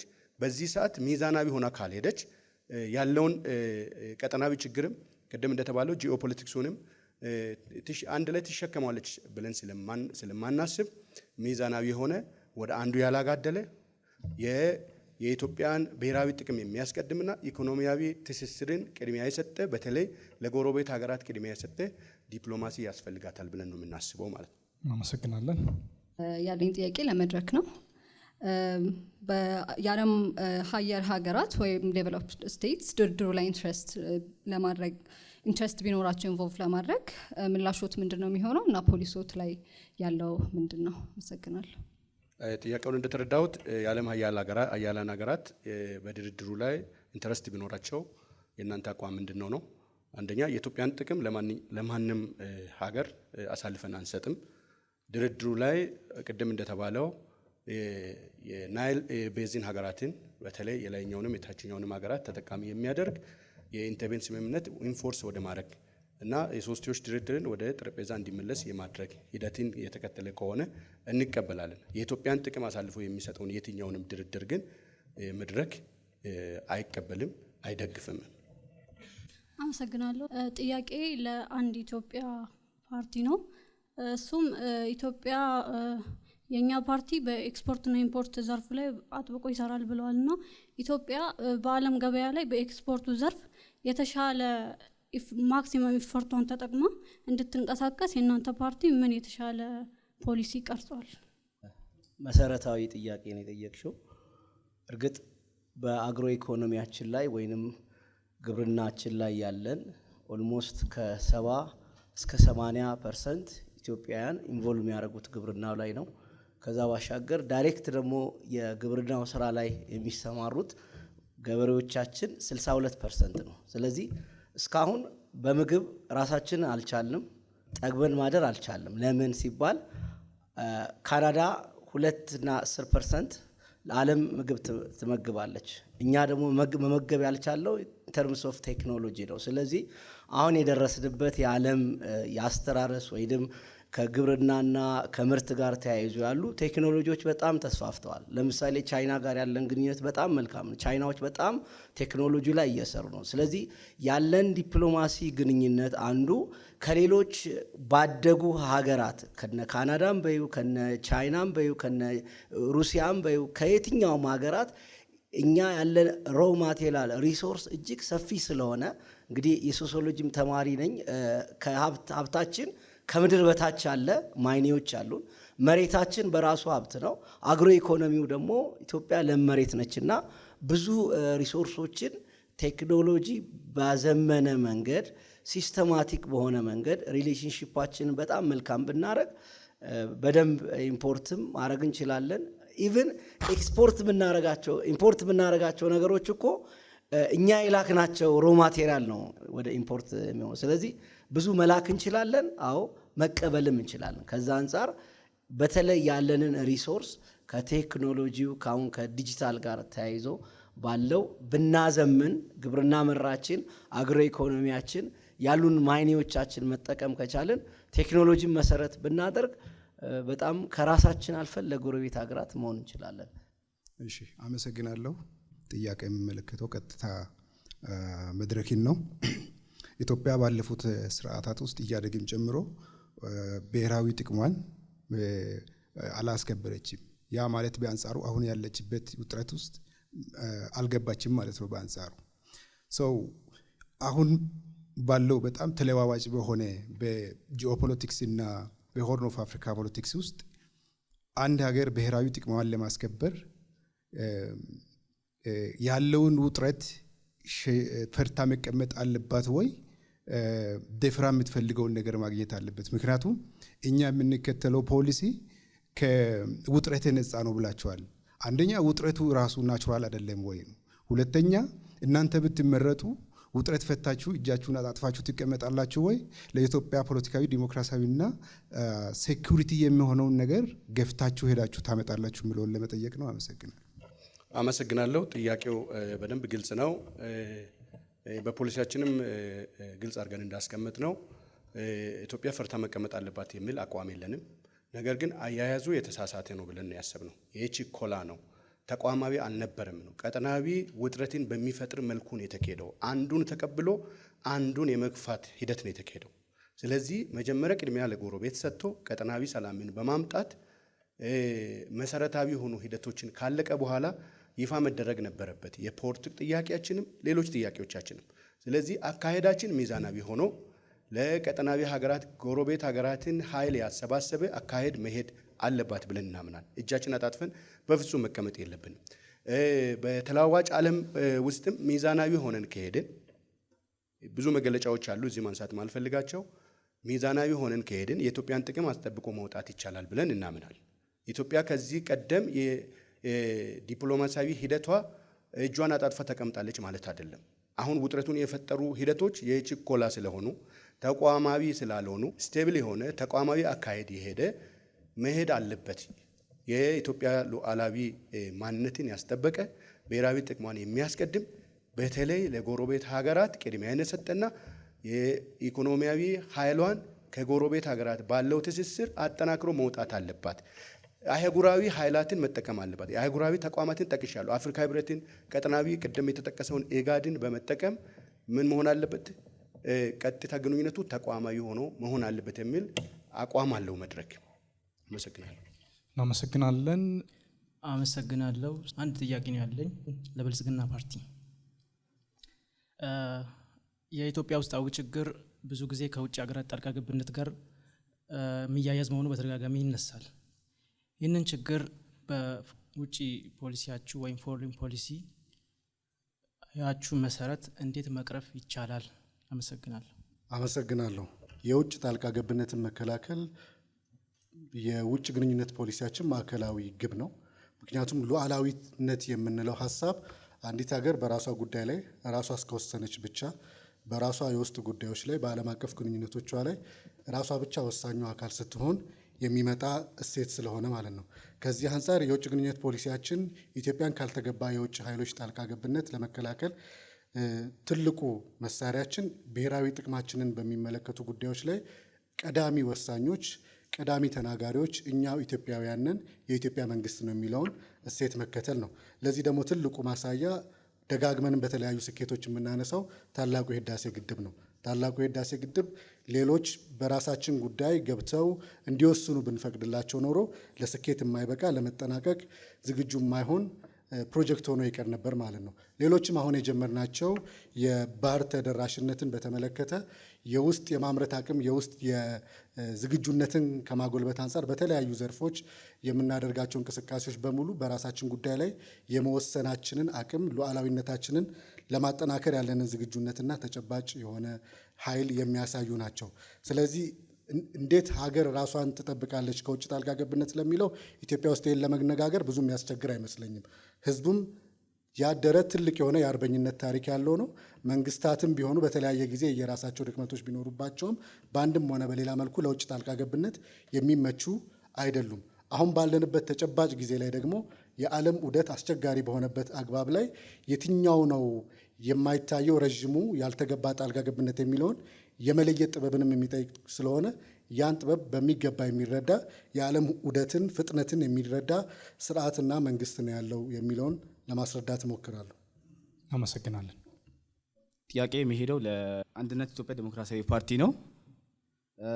ጥያቄ የሚሆነው ኢትዮጵያ በአንዳንድ የውጭ ኃይሎች ማለትም ለምሳሌ እንደ መካከለኛው ምስራቅ ምዕራባውያን ሀገሮችና የተለያዩ ዓለም አቀፍ አካላት የሚያሳድሩባት አሉታዊ ተጽዕኖዎች አሉ። እነዚህም ተጽዕኖዎች የእናንተ ፓርቲ ቢመረጥ በምን አይነት መልኩ ለመቋቋም ወይ ደግሞ ለመከላከል ምን አይነት አማራጮችን ታስቀምጣላችሁ? አመሰግናለሁ። በውጭ ጉዳይ ግንኙነት ላይ የሚካሄዱ ሁለት አይነት አካሄዶች አሉ። አንደኛ ሰላም ነው፣ በዲፕሎማሲ ነገሮችን ለመፍታት ነው። ከአቅም በላይ የሆኑ ነገሮች ግን ሲመጡ አቅምን ባማከለና ራስን ባየ መልኩ አገርን የመታደግ የመጣውን ነገር ዲፋይን የማድረግ ነገር ላይ እኛ ሁለት ነገር ነው የያዝ ነው። ቅድም በሰላማዊ መንገድና በሰላማዊ መንገድ ነው። በሰላማዊ መንገድ ነገሮች ላይ ይፈቱ ይችላሉ። ነገር ግን አቅማችንን ማዕከል ባደረገ ነው። የተለያዩ ያደጉ ሀገሮች አሉ 99 ለ1 እየመሩ ነው ያሉ። ያለ አቅማችንም አንንጠራራ። ያን መስመር እንዴት ማለፍ እንዳለብን በምን አይነት መልኩ ያንን ነገር ልናስታርቀው እንችላለን የሚለውን አስበን ነው የምንሄደው። ለምሳሌ አሁን ወንድሜ የጠየቀኝ ጥያቄ የደርግ ዘመነ መንግስት ንጉሱ ከወረዱ በኋላ በደርግ ዘመነ መንግስት ዲፕሎማሲያችንም የተለያየ ጉዳያችን በጣም ጥያቄ ምልክት ውስጥ የገባ ስለነበረ በኤርትራ ተቃዋሚዎች ዘንድ ትልቅ ክፍተት ፈጥሮላቸው የሚፈልጉትን ተጽዕኖ ፈጥረው የሚፈልጉትን አድርገዋል በወቅቱ። እኛም ዛሬ በዓለም ላይ ያለውን ችግር የምንፈታበት መንገድ ወቅቱ የሚጠይቀውን ነገር በደንብ በማየት ሊያስኬዱን በሚችሉ መንገድ በመሄድ የሀገራችንን ጥቅም ማስከበር ነው ማለት ነው። ስለዚህ እንግዲህ አጥጋቢ የሆኑ እንኳን ካልተመለሰ ለምሳሌ አሁን የተለያዩ ሀገሮች እየተመቱ ነው። እየተመቱ ነው። ብዙ ነገሮች እየደረሰባቸው ነው። ብዙ ነገር እያየን ነው። ዓለም በአሁን ሰዓት ክራይሲስ ውስጥ ገብታለች። የሚፈሩ ሀገሮች አሉ፣ ጉልበተኛ የሆኑ ሀገሮች አሉ። እንግዲህ እኛም ወደዛ ለመምጣት አገራችን ኢትዮጵያ ጠንክራ በርትታ መስራት አለባት። ሰዓት ጨርሷል። አመሰግናለሁ። እኔ የሚጠይቀው መድረክን ነው። መድረክ እንግዲህ የአራት ፓርቲዎች ጥምረት ነው። በመሆኑም ትልቁ ነገር ኢትዮጵያ የውጭ ጥቅሟን ብሔራዊ ጥቅሟን ለማስከበር የብሔራዊ ደህንነት ጥቅም፣ የሰላምና ዲሞክራሲ መብቶች፣ ሌሎችም የንግድ ኢኮኖሚ ሪፎርም ለማድረግና በተሟላ አቅም ለማንቀሳቀስ የውስጥ ችግሮችን የውስጥ ሰላምና ጸጥታ የሚነኩ ነገሮችን መፍታት ነው። ለዚህ እናንተ መንግስቱ ናችሁ ብትመረጡ ወይም ከሌላ ጋር ተቀናጅታችሁ የውስጥ ችግሮችን ለመፍታትና የውጭውን ለማድረግ ምን ያህል ቁርጠኛ ናችሁ? እንዴትስ ነው የምታደርጉት? ሌላው ደግሞ ኮንሰንሰስ በመፍጠር ነው የብሔራዊ ጥቅም የውጭ ፖሊሲ የሚተገበረው በአንድ ፓርቲ ሳይሆን የሀገር ሁሉ እንትን ስለሆነ በዚህ ላይ ምን አይነት ስትራቴጂ ይላላችሁ? አመሰግናለሁ። እሺ፣ አመሰግናለሁ። የሚደገፍ ጥያቄ ነው የጠየቁት። የውስጥ ችግሮቻችን እንዴት መፍታት እንችላለን የተረዳሁት። የውስጥ ችግሮቻችን ለመፍታት የምናደርጋቸው ስልቶቻችን በሀገራችን ኢትዮጵያ ያሉ የመከፋፈል ስርዓቶች ላይ ጊዜ ሰጥተን መስራትና በአቀኝነት ላይ ተመርክዘን ከመስራት ጋር ነው። ለምሳሌ በቅርቡ ኢትዮጵያ ካጋጠማት መከፋፈሎች ጋር በብሔር፣ በጎሳ፣ በተለያዩ በኢኮኖሚ ግንባታዎች ጋር በተገናኙ ሁኔታዎች ላይ ቤዝ አድርገን በመስራት ቅድሚያ የምንሰጠው እንደውም የውስጥ ስርዓቶቻችን አንድነቶቻችንን በመገንባት ላይ ነው ብለን ነው የምናምነው።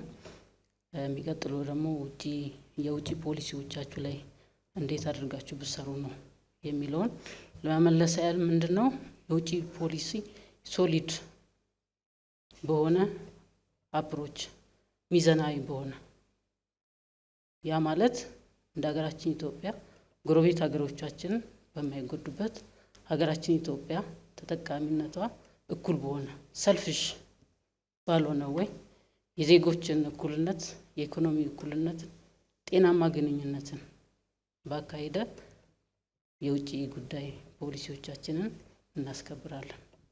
አመሰግናለን። አመሰግናለሁ። ጥያቄው ለብልጽግና ፓርቲ ነው። ብልጽግና ፓርቲ ለ8 ዓመት ስልጣን ላይ የቆየ ፓርቲ ነው። ማንሳት የፈለኩት ስለ ወጣቶች የሚሰደዱት ወጣቶች በዚህ በሊቢያ አድርጎት በሱዳን አድርጎት ሊቢያ ወደ አረብ ሀገርም እነዚህ ወጣቶች የሀገር ሀብትና የሀገር ጉልበት ናችሁ። ሲሰደዱ እናንተም እያያችሁ ነው፣ እኛም እያየ ነው። እናም ሲሰደዱ ውጭ ሀገር ላይ ሊቢያ ላይ እየተሰቃዩ ነው። መጋዚን ላይ ምን ሰርታችኋል? በዲፕሎማሲ መንገድና በውጭ ጉዳይ ሚኒስቴር መንገድ ምን ሰርታችኋል? ምን ለማስራት እያሰባችሁ ነው? ስለ ወጣቱ አመሰግናለሁ። የዜጎች ክብር ቀዳሚው የውጭ ግንኙነታችን ግብ እንደሆነ እናምናለን። ብሔራዊ ክብር የምንለው ጉዳይም ያለ ዜጎች ክብር አይረጋገጥም። ከዚህ አንጻር በተለያዩ አስቸጋሪ ሁኔታዎች ውስጥ የሚገኙ የነበሩ ኢትዮጵያውያንን አንደኛ ባሉበት አካባቢ ላይ በስርዓትና በመብት የተሻለ የስራ አካባቢ እንዲፈጠርላቸው ከማድረግ አንጻር የሁለትዮሽ ንግግሮችና ስምምነቶች ተደርገዋል። ሌላው ደግሞ ሀገር ውስጥ ምቹ የሆነ የስራ አካባቢን ለምሳሌ አሁን ባለንበት ተጨባጭ ጊዜ ላይ ነው የስታርታፕ አዋጅ ወጥቶ ስራ ፈጣሪዎችና አዳዲስ ኢንተርፕሬነር የሆኑ የስራ ፈጠራ ሀሳቦች የተሻለ ድጋፍ እንዲያገኙ እድሎች እየተፈጠሩ ያሉት። ሌሎችም ደግሞ አሁን ዓለም አቀፍ መልክ ያለው ነው ፍልሰት። የሰዎችን ፍልሰት ማቆም አይቻልም። አንዱ የሰዎች የመንቀሳቀስ መብት አካል ስለሆነ ሌላ ብቻ ሳይሆን ደግሞ እውቀትና ሀብት የሚሸጋገርበት አንዱ መንገድ ስለሆነ ይህንን ማስቆም አይቻልም። ግን የኢትዮጵያ መንግስት እየተከተለ ያለው ስልት ይህኛውን ዓለም አቀፍ የሆነ የህዝቦች እንቅስቃሴ በተለይ ደግሞ በመካከለኛው ምስራቅና በሌሎች ያሉትን እንቅስቃሴዎች የኢትዮጵያን የሌበር ማርኬት ሲስተም በመዘርጋት ወጣቶች ስራ ፈላጊዎች በሚንቀሳቀስባቸው አካባቢዎች ላይ ተመዝግበው መብታቸው ተከብሮ እንዲንቀሳቀሱ ትልቅ የሆነ ስራ ተሰርቷል። ባሳለፍናቸው ዓመታትም በርካታ ቁጥር ያላቸው የተመዘገቡ ስርዓቱ የሚያውቃቸው የሄዱበት ሀገር ላይ መብታቸው የሚከበርላቸው ኢትዮጵያውያን ራሳቸውንም እየጠቀሙ ሀገርን እየጠቀሙ ይገኛሉ። ሌሎች ጉዳዮች ደግሞ በአስቸጋሪ ሁኔታዎች ውስጥ ጠያቂው በጠየቁት አካባቢ በሌሎችም አካባቢዎች ላይ ዜጎች እየተጎዱ ነው እየተቸገሩ ነው ሲባል ክቡር ጠቅላይ ሚኒስትራችን በራሳቸው ቻርተርድ ፍላይት ሳይቀር ዜጎችን ከአስቸጋሪ ሁኔታዎች ይዘው እየመጡበት የነበረ ትውስታ የቅርብ ጊዜ ነው ማለት ነው። ይህም በተጨባጭነት ማድረግ የሚቻለው ሀገር ውስጥ ያለው የመበልጸግ የእድገት እንቅስቃሴዎችና እድሎች እየሰፉ ሲመጡ ሰዎችን ለፍልሰት የሚዳርጉ ገፊ ምክንያቶችን መቀነስ ይቻላል። ሌሎች ደግሞ ዓለም አቀፍ ሳቢ ሁኔታዎችን ኢትዮጵያ ውስጥም ምቹ የኢንቨስትመንት ከባቢ፣ የስራ ከባቢ፣ የመብቶች መከበር ሁኔታዎችን ስናመቻች ይህንን ፍልሰት በተወሰነ መልኩ ማስተካከል ይቻላል ብለን እናምናለን። አመሰግናለሁ። እሺ፣ አመሰግናለሁ። የኔ ጥያቄ የሚሆነው ለአንድነት ኢትዮጵያ ዲሞክራሲያዊ ፓርቲ ነው። ቅድም ሲነገሩ እንደነበረ የዩናይትድ ኔሽን እና ኢንተርናሽናል እንዲሁም ደግሞ ሪጂናል ኦርጋናይዜሽን በሚባሉት ያሉትን እያጣቀሱ ሲነግሩ ነበርና አሁን ባለንበት ዘመን እውነት ለመናገር እንደነዚህ አይነት ተቋሞች ስራቸውን መስራት ባልቻሉበት ወቅት ወይም ደግሞ ሱፐር ፓወር የሚባሉ ሀገራቶች ዓለምን በየዘውሯት ባለበት ዘመን በእንደነዚህ አይነት ተቋማቶች ሀገራዊ ጥቅምን ለማስከበር ማለትም እንደ ህዳሴው ግድብና እንደ አሰብ ያሉ ጥያቄዎችን እንዴት በእንደዚህ አይነት ተቋማት መከታ ልናደርግ እንችላለን የሚል ጥያቄ ነው። አመሰግናለሁ። አመሰግናለሁ። በመጀመሪያ መላው የኢትዮጵያ ህዝብና እዚህ የታደማችሁ ታዳሚዎች አንድ ነገር ልንረዳ የሚገባው ነገር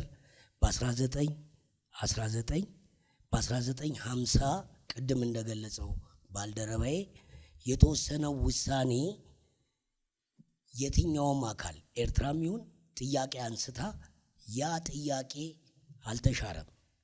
በማንኛውም መልኩ የተወሰነ ውሳኔ ነው። ከተወሰነም በኋላ በሀገራችን እንደምንጠራው ይግባኝ እንደምንለው ተጠይቆ ያ ጉዳይ ባልተሻረበት ሁኔታ ነው የተለያየ ውሎች ተደርጓል ይባላል። አሁን ለምሳሌ በፈረንጆች በ1990 የተደረገ ውል አለ ብለው የሚያነሱት አለ እና የተለያየ ነገር የሚያነሱት አለ።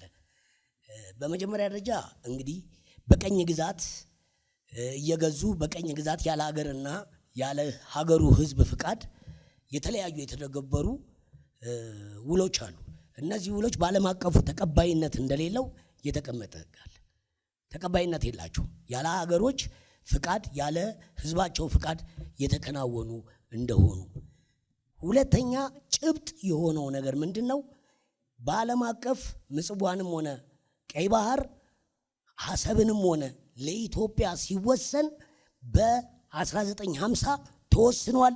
ያ የተወሰነው ውሳኔ ተሽሯል የሚል አሽረናል የሚል አካል ይምጣ። እኛ ሀገራችን እነዚህን ጥያቄዎች በዓለም አቀፍ ደረጃ በህግ ዓለም አቀፍ ጠበቃዎችን በመቅጠር በመከራከር መብታችንን ባለማስከበራችን የምታውቁት ነው። ኢትዮጵያውያን በተለይ ወጣቶች ወቁት።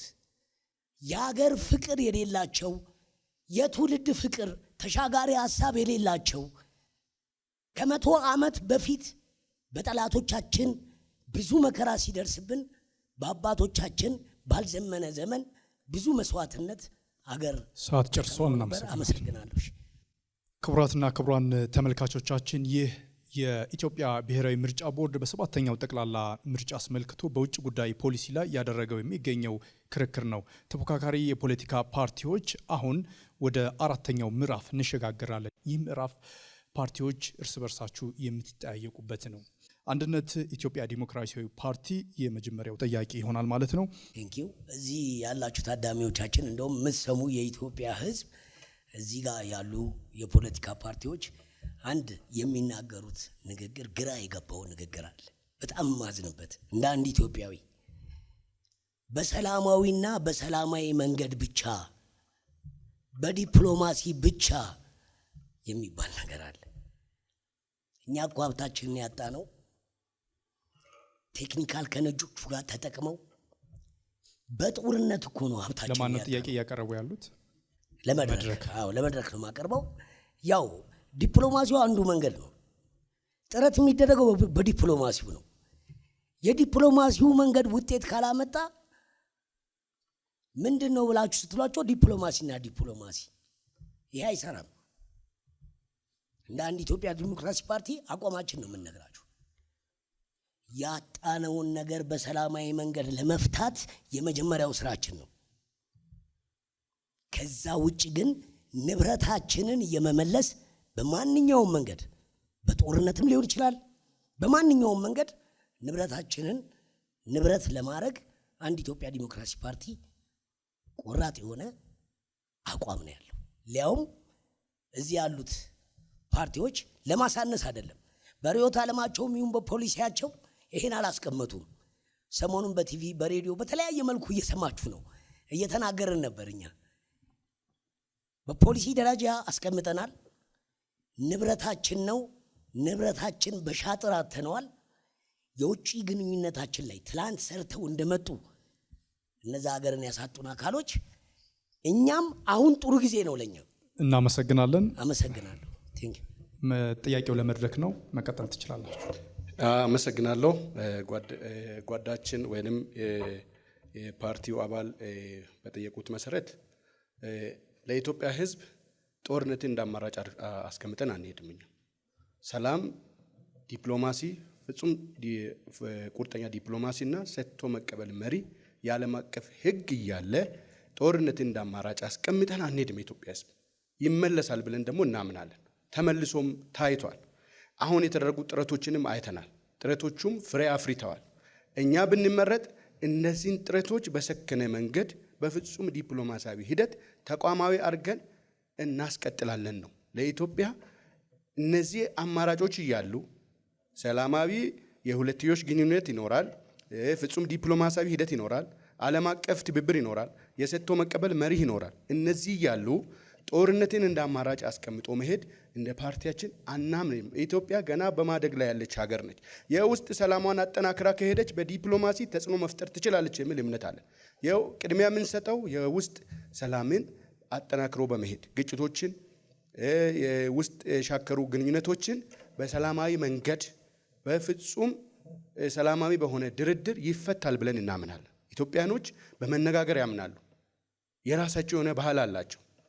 ኢትዮጵያኖች አንድ ከሆኑ ግን በፍጹም ዲፕሎማሲያዊ ሂደት ያስመልሳሉ ብለን እናምናለን።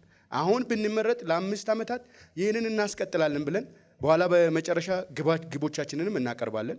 ምንድነው በ5 ዓመት ውስጥ የሚኖሩን ግቦች የሚለውን እናቀርባለን። እነዚህን ግቦች በማሳካት የኢትዮጵያን ሉዓላዊነት አስጠብቀን ብሔራዊ ጥቅሟን አስጠብቀን በታሪካዊ ስህተት የተወሰዱ ፖርቶቿን ወይንም ወደቦቿን አስመልሰን ጠንካራ ኢትዮጵያን የውስጥ ሰላሟን የጠበቀች ኢትዮጵያን ለዓለም ተጽዕኖ ፈጣሪ ኢትዮጵያን መገንባት ይቻላል የሚል ጽኑ እምነት አለኝ። እንደ ግንባር የኢትዮጵያ ፌዴራላዊ ዲሞክራሲያዊ አንድነት መድረክ ይህንን በጽኑ ያምናል። እናመሰግናለን። መድረክ ቀጣዩም ጠያቂ ስለሆነ ድላችሁን ወስዳችሁ 2 ጥያቄ ማቅረብ ትችላላችሁ፣ ለ2 ፓርቲ ወይም ለ1 ፓርቲ። አመሰግናለሁ። ለሁለቱም አንዳንድ ጥያቄ አቀርባለሁ። ብልጽግና ቅድም መግቢያችን ላይ እንደጠቀስ ነው እኛ የተሰሩ የተካሄዱ ሂደቶችን መልካም ጅማሮችን እውቅና ሰጥተን ነው የምናልፈው። ነገር ግን በዲፕሎማሲያዊ ሂደቶቻችን የምናየው ተቋማዊ ያልሆኑ አካሄዶች በተለይ የሀገር ሉዓላዊነትን ከማስጠበቅ ቀጠናዊ ትስስርን አጠናክሮ ከመሄድ ይልቅ ሀገረ መንግስት ወይንም በብልጽግና መንግስትን ፕሮቴክት ለሚያደርጉ አካላት ለተቀን በነዛ አካላት ኢንፍሉዌንስ ይደረግ እናያለን። ሚድል ኢስትን ማየት ይቻላል፣ ሌሎች ሀገራትን ማየት ይቻላል። የኢትዮጵያን ሉዓላዊነት ወይንም ብሔራዊ ጥቅምን ለማስጠበቅ ሳይሆን የብልጽግና መንግስት ጸንቶ ኮንሶሊዴት አድርጎ እንዲሄድ ቅድሚያ ሰጥታችሁ ነው የሚሰሩት። ከዚህ ጋር ተያይዞ ከሶማሌላንድ ጋር የሄዳችሁት የወደብ አካሄድ አያያዙ የተሳሳተ አይደለም ወይ? ይሄ ነገር መሰረት ተጥሎ ጎረቤቶች አምናው ጎረቤቶችን ኢንፍሉዌንስ አድርገን ዓለም አቀፍ ህጎችን ተከትለን ይህንን ማስመለስ አይቻልም ወይ? ፌል ያደረገው ተቋማዊ አድርጋችሁ ስላልሄዳችሁ ነው። ይሄ አካሄድ ትንሽ ቅድም ለመጥቀስ እንደሞከርኩት የውጭ ጉዳይ ሚኒስቴርም ስቴብል ሆኖ እንዲሄድ ተቋሙ ጠንክሮ እንዲሄድ ኢንፍሉዌንስ እንዲያደርግ አቅሙን ገንብታችሁ እየሄዳችሁ አይደለም። ለምን? ይሄ የሚያሳየው ተቋሙ ስቴብል እንዳልሆነ ነው። አሁን ከዚህ ብትመረጡ አሁንም ምረጡን እያላችሁ ህዝቡን እየቀሰቀሳችሁ ነውና ብትመረጡ ይህንን ልታስቀጥሉ ነው ወይ? መንግስታችሁ ላይ ትኩረት አድርጋችሁ ዲፕሎማሲያዊ ግንኙነት በተለይ በግለሰቦች ላይ የተመሰረተ ግንኙነት እያደረጋችሁ ለመቀጠል ነው ወይ? ፕራግማቲክ ማለትስ ለውጭ ግንኙነት ይሰራል ወይ? ፕራግማቲክ ማለት መሬት ላይ ያለውን ሁኔታ እያዩ መተጣጠፍ ነው። ይሄ ያስፈልጋል ወይ? ወጥ አቋም ይዞ መሄድ አይቻልም ወይ የሚል ጥያቄ ለማቅረብ ነው። በጣም አመሰግናለሁ። ከወንድሜ የቀረቡ ወደ 4 ጥያቄዎች ናቸው ያሉት። ባለው ጊዜ ውስጥ አድሬስ ለማድረግ ሞክራለሁ። የብልጽግና ፓርቲ የሚከተለው የውጭ ግንኙነት ፖሊሲ ብልጽግናን ፕሮቴክት ለማድረግ ነው በሚል የቀረበው ክስ የብልጽግና ፓርቲ መራሹ መንግስት በውጭ ግንኙነትና በዲፕሎማሲ መስክ እያስመዘገባቸው ያሉ ድሎችን በደንብ በውል ካለመገንዘብ የመጣ ነው ብዬ እገምታለሁ። የብልጽግና መንግስት የብልጽግና ፓርቲ የውጭ ግንኙነት ፖሊሲ መርሆ ስትራቴጂ በማንኛውም መንገድ የኢትዮጵያን ብሔራዊ ጥቅም ማስከበርና ማስቀደም ነው። ከኢትዮጵያ ብሔራዊ ጥቅም የሚቀድም ማናችም ነገር የለም። ሁላችንም ከኢትዮጵያ ሉዓላዊ ጥቅም፣ ከኢትዮጵያ ብሔራዊ ጥቅም በታች ነን ብለን እናምናለን። ባለፉት ዓመታት ባደረግነው የውጭ ግንኙነት እንቅስቃሴም ብሔራዊ ጥቅማችንን ለማስከበር ከፍተኛ ስራዎችን ሰርተናል። ብሔራዊ ጥቅም የሚከበረው በበሰለ ዲፕሎማሲ፣ በጥበብ ወዳጅን በማበራከት የኢትዮጵያ ጥቅም የሚከበርባቸውን ሁኔታዎች በዳሰሳ ለይቶ አስፈላጊውን ስራ በማከናወን ነው። ከዚህ አኳያ መካከለኛው ምስራቅ ለኢትዮጵያ ቅርብ የሆነ አካባቢ፣ በርካታ ኢትዮጵያውያን የሚኖሩበት አካባቢ፣ በዓለም ደረጃም የቴክኖሎጂ የኢኮኖሚ ትልቅ አቅም ያለው አካባቢ፣ ከዛም ባሻገር ደግሞ ታሪካዊ የሆነ ዘመን የተሻገረ ትስስር ያለን አካባቢ ነው። ትልቅ ጥቅም አለ እዛ አካባቢ ላይ ብሔራዊ ጥቅማችን ማረጋገጥ የምንችልበት። በቀላሉ ልናየው አንችልም። ፕራግማቲክ የሆነ ደፋር የሆነ የኢትዮጵያን ብሔራዊ ጥቅም የሚያስከብር ፖሊሲ ነው የምንከተለው። በዛ መንገድ የኢትዮጵያን ጥቅም ሊያስከብር የሚችል ስራዎችን እናከናውናለን። ወዳጆችን እናበራክታለን። ተጨባጭ የሆነ ለኢትዮጵያ ብሔራዊ ጥቅም አስተዋጽኦ የሚያደርግ ድጋፍ ያደረጉልን ወዳጆችን በተግባር ያበራከት መምጣታችን ማሳያ አድርገን መውሰድ እንችላለን። ማንኛውም ግንኙነት ከመካከለኛው ምስራቅም ከሌላውም አካል ጋር የጋራ ተጠቃሚነትን ታሳቢ ያደረገ ነው። በጋራ ተጠቃሚ መሆንን ነው። ኢትዮጵያ ተፈላጊ የሆነችበት ተጽዕኖ መፍጠር የቻለችው በየጊዜው የበርካታ ሀገራት መሪዎች ወደ ኢትዮጵያ መጉረፍ የቻሉ ያሉበት ሁኔታ የጋራ ተጠቃሚነትን ፕሮሞት ማድረግ በመቻላችን ኢትዮጵያም ተፈላጊ ነች። ኢትዮጵያ ውስጥም ጥቅም አለ። ጥቅማችንን ማስከበር እንችላለን። ስለዚህ እንተባበር፣ አጋር እንሁን ብለው በርካታ መሪዎች ወደ ኢትዮጵያ እየገቡ ነው ያሉት። ዛሬ ይህን ክርክር እያደረግን የጎረቤት ሀገር መሪ ኢትዮጵያ ውስጥ ውይይት እያደረጉ ነው የሚገኙት። ስለዚህ የኢትዮጵያን ጥቅም ለማስከበር ቅድሚያ የሚሰጥ ስራ እንሰራለን። ፕራግማቲክ አሁን ያለው ዓለማዊ ሁኔታን በደንብ መረዳት ያስፈልጋል። መልቲ ፖላር የሆነ መልቲ ክራይሲስ የሆነ በፍጥነት ተለዋዋጭ የሆነ ዓለም ውስጥ ነው ያለ ነው። ተቸካይ የሆነ አንድ ፕሪንሲፕል ብቻ ይዞ በዚህ መስመር ብቻ ካልሆነ አልሄድም የሚለው አካሄድ ውጤት አያመጣም። ስለዚህ የበሰለ እውቀት ላይ የተመሰረተ በእያንዳንዱ ዓለም አቀፍ ሁኔታ ክስተት ውስጥ ያለውን ተለዋዋጭ ሁኔታ እየተረዳ እየተገነዘበ እየተነተነ የኢትዮጵያን ጥቅም በዚህ ሂደት ውስጥ እንዴት ማስከበር ይቻላል የሚል የውጭ ግንኙነት ፖሊሲ ካላራመድን በስተቀር በዓለም አቀፍ ደረጃ በቀጠናው ያሉ ተጽዕኖዎችን ተቋቁመን የኢትዮጵያን ብሔራዊ ጥቅም ማረጋገጥ አንችልም። ስለዚህ ገቢር ነበብ ፕራግማቲክ የሚለው ስልታችን ባለፉት ዓመታትን ባደረግነው ስራ ከፍተኛ የሆነ ውጤት ያስገኘልን መሆኑን ማንሳት ያስፈልጋል። ከወደብ ጋር ተያይዞ እኛ ወደብ ብልጽግና ፓርቲ በቀጠናው ያለው የወደብ ተጠቃሚነት የኛ ብቻ ነው ብለን አናስብም። የጋራ ተጠቃሚነት ነው። ብልጽግና ወይ ደግሞ ኢትዮጵያ ከተጠቀመች መላው ሆርን አፍሪካ ይጠቀማል። በጋራ መግባባት፣ መወያየት፣ መናገር ያስፈልጋል። በሰከነ መንገድ መያዝ ያስፈልጋል። ይህን ታሳቢ በማድረግ የሄድንበት ነው። ፌል ያደረገ ነገርም የለም። በንግግር በውይይት የሚቀጥል መሆኑን ማንሳት እፈልጋለሁ። እናመሰግናለን። ሰዓታችሁን ጨርሳችኋል። ቀጣዩ የጥያቄ ሰዓትም የብልጽግና ፓርቲ ነው። ለሁለት ፓርቲዎች ወይም ለአንድ ፓርቲ ሁለት ጥያቄ ማንሳት ይችላሉ። አመሰግናለሁ። ለሁለቱም አንዳንድ ጥያቄዎችን ለማቅረብ ሞክራለሁ። ቅድም ተነስቷል። የአንድ ሀገርን የውጭ ግንኙነት ስራ ውጤታማ ለማድረግ የውስጥ ተጋላጭነትን መቀነስ ያስፈልጋል። ብልጽግና ፓርቲ የውስጥ ተጋላጭነትን ለመቀነስ አገራዊ ትርክት ለመገንባት ምክክር፣ ውይይት በማድረግ በአንድነት በመቆም ሉዓላዊነታችንን በጋራ ለማስከበር በርካታ ስራዎችን እያከናወነ ነው ያለው። የኢትዮጵያን ብሔራዊ ጥቅም አድቫንስ ለማድረግ በሚሄድበት መንገድ ደግሞ ከፍተኛ የሆኑ ፈተናዎች ከተለያዩ አካላት ከጠላቶቻችን፣ ከውጭ ጠላቶቻችን እንዲሁም ደግሞ ከውስጥ ተላላኪዎቻቸው ይቃጣብናል። ይሄንን በጋራ መመከት የኢትዮጵያን ሉዓላዊነት ማስቀደም፣ የኢትዮጵያን ብሔራዊ ጥቅም ማረጋገጥ ነው። ከዚህ አኳያ በሀገራችን ባሉ የሰላም እጦቶች ሁለታችሁም ፓርቲዎች በይፋ በሰላማዊ በንግግር በውይይት ችግሮች መፈታት አለባቸው፣ የውስጥ ተጋላጭነታችን መቀነስ ይገባናል፣ በዚህ መንገድ ከሄድን ብሔራዊ ጥቅማችን ኮምፕሮማይዝ ይደረጋል ብላችሁ በይፋ ስትናገሩ አትሰሙም። ስለዚህ በዚህ ዙሪያ ላይ ያላችሁ አቋም ምንድን ነው? ጦርነትን፣ ግጭትን በይፋ ታወግዛላችሁ ወይ? አቋማችሁ ምንድን ነው የሚለውን ነገር ማንሳት እፈልጋለሁ። ሁለተኛው ጥያቄ የኢትዮጵያ ብሔራዊ ጥቅም ከምን አንጻር ነው የምትመዝኑት? የኢትዮጵያ ብሔራዊ ጥቅም በሚል የምታስቀምጧቸው ጉዳዮች በትክክል የኢትዮጵያን ተጠቃሚነት የሚያረጋግጡ ጉዳዮች ናቸው ወይ?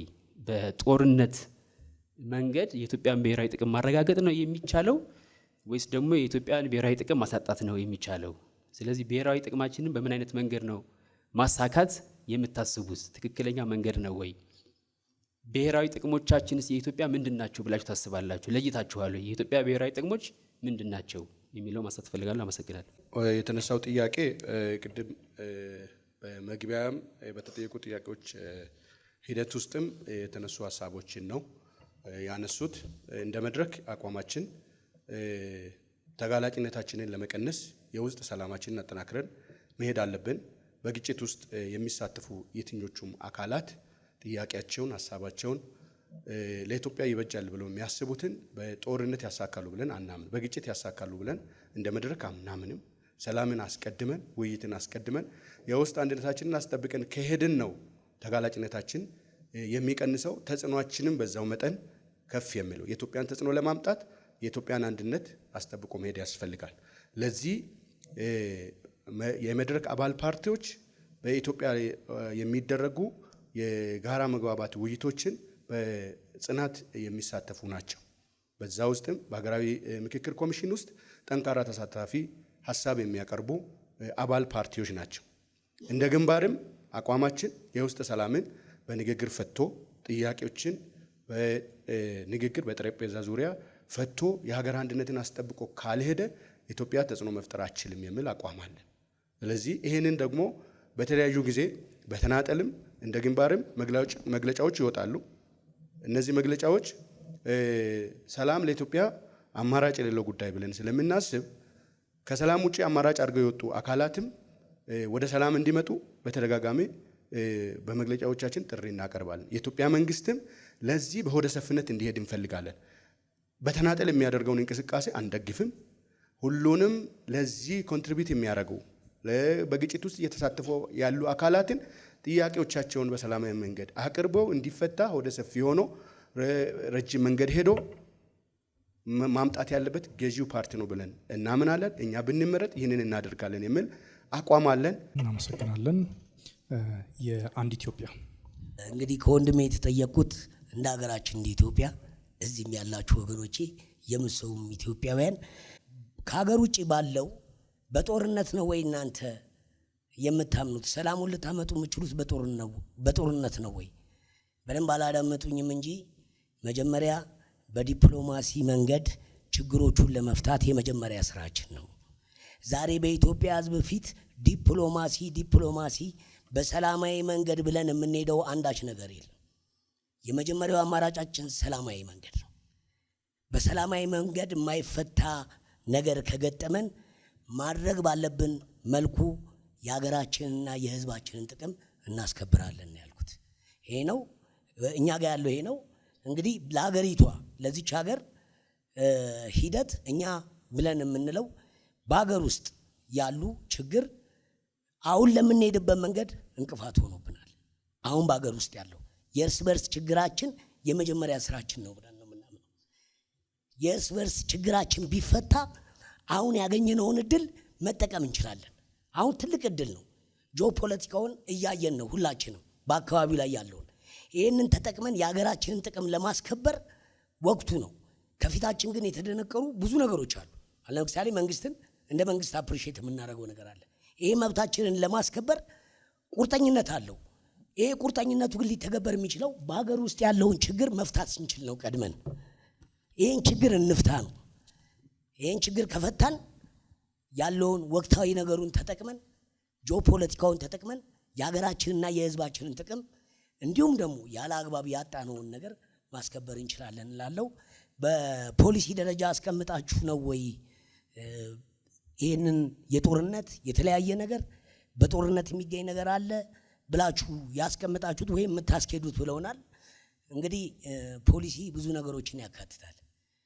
የውጭ ጉዳይ ፖሊሲ ብዙ ነገሮችን ነው የሚይዘው። በዚህ ሂደቶች ውስጥ የሚገጥሙ ነገሮች እናመሰግናለን። ሰዓተውን ነገሮች አሏቸው። አመሰግናለሁ። ክቡራትና ክቡራን፣ በውጭ ጉዳይ ፖሊሲ ላይ ተዘጋጅቶ እየተደረገ የሚገኘው ክርክር አሁን ወደ መጨረሻውና የመዝጊያው አምስተኛው ምዕራፍ ላይ አልፏል።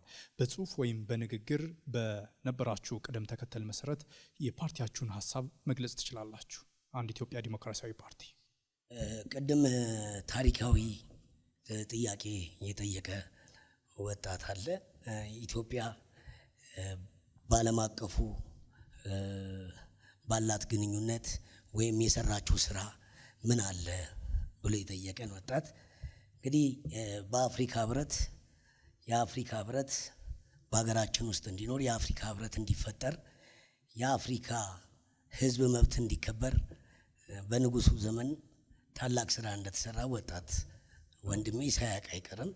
እንዲሁም ደግሞ ከኢትዮጵያ አልፎ የአፍሪካ የጥቁሮች ህዝብ ነጻነት በሀገራችን በኢትዮጵያ በከፍተኛ ሁኔታ እንቅስቃሴው ሲኖር ሶማሌ ላይ የነበረው ቀኝ ግዛት ሶማሌዎችም ከኛ በማየት ራሳቸውን ነጻ የሚወጡበትን ነገር ያደረጉባቸው ታሪካዊ እውነቶች አሉ።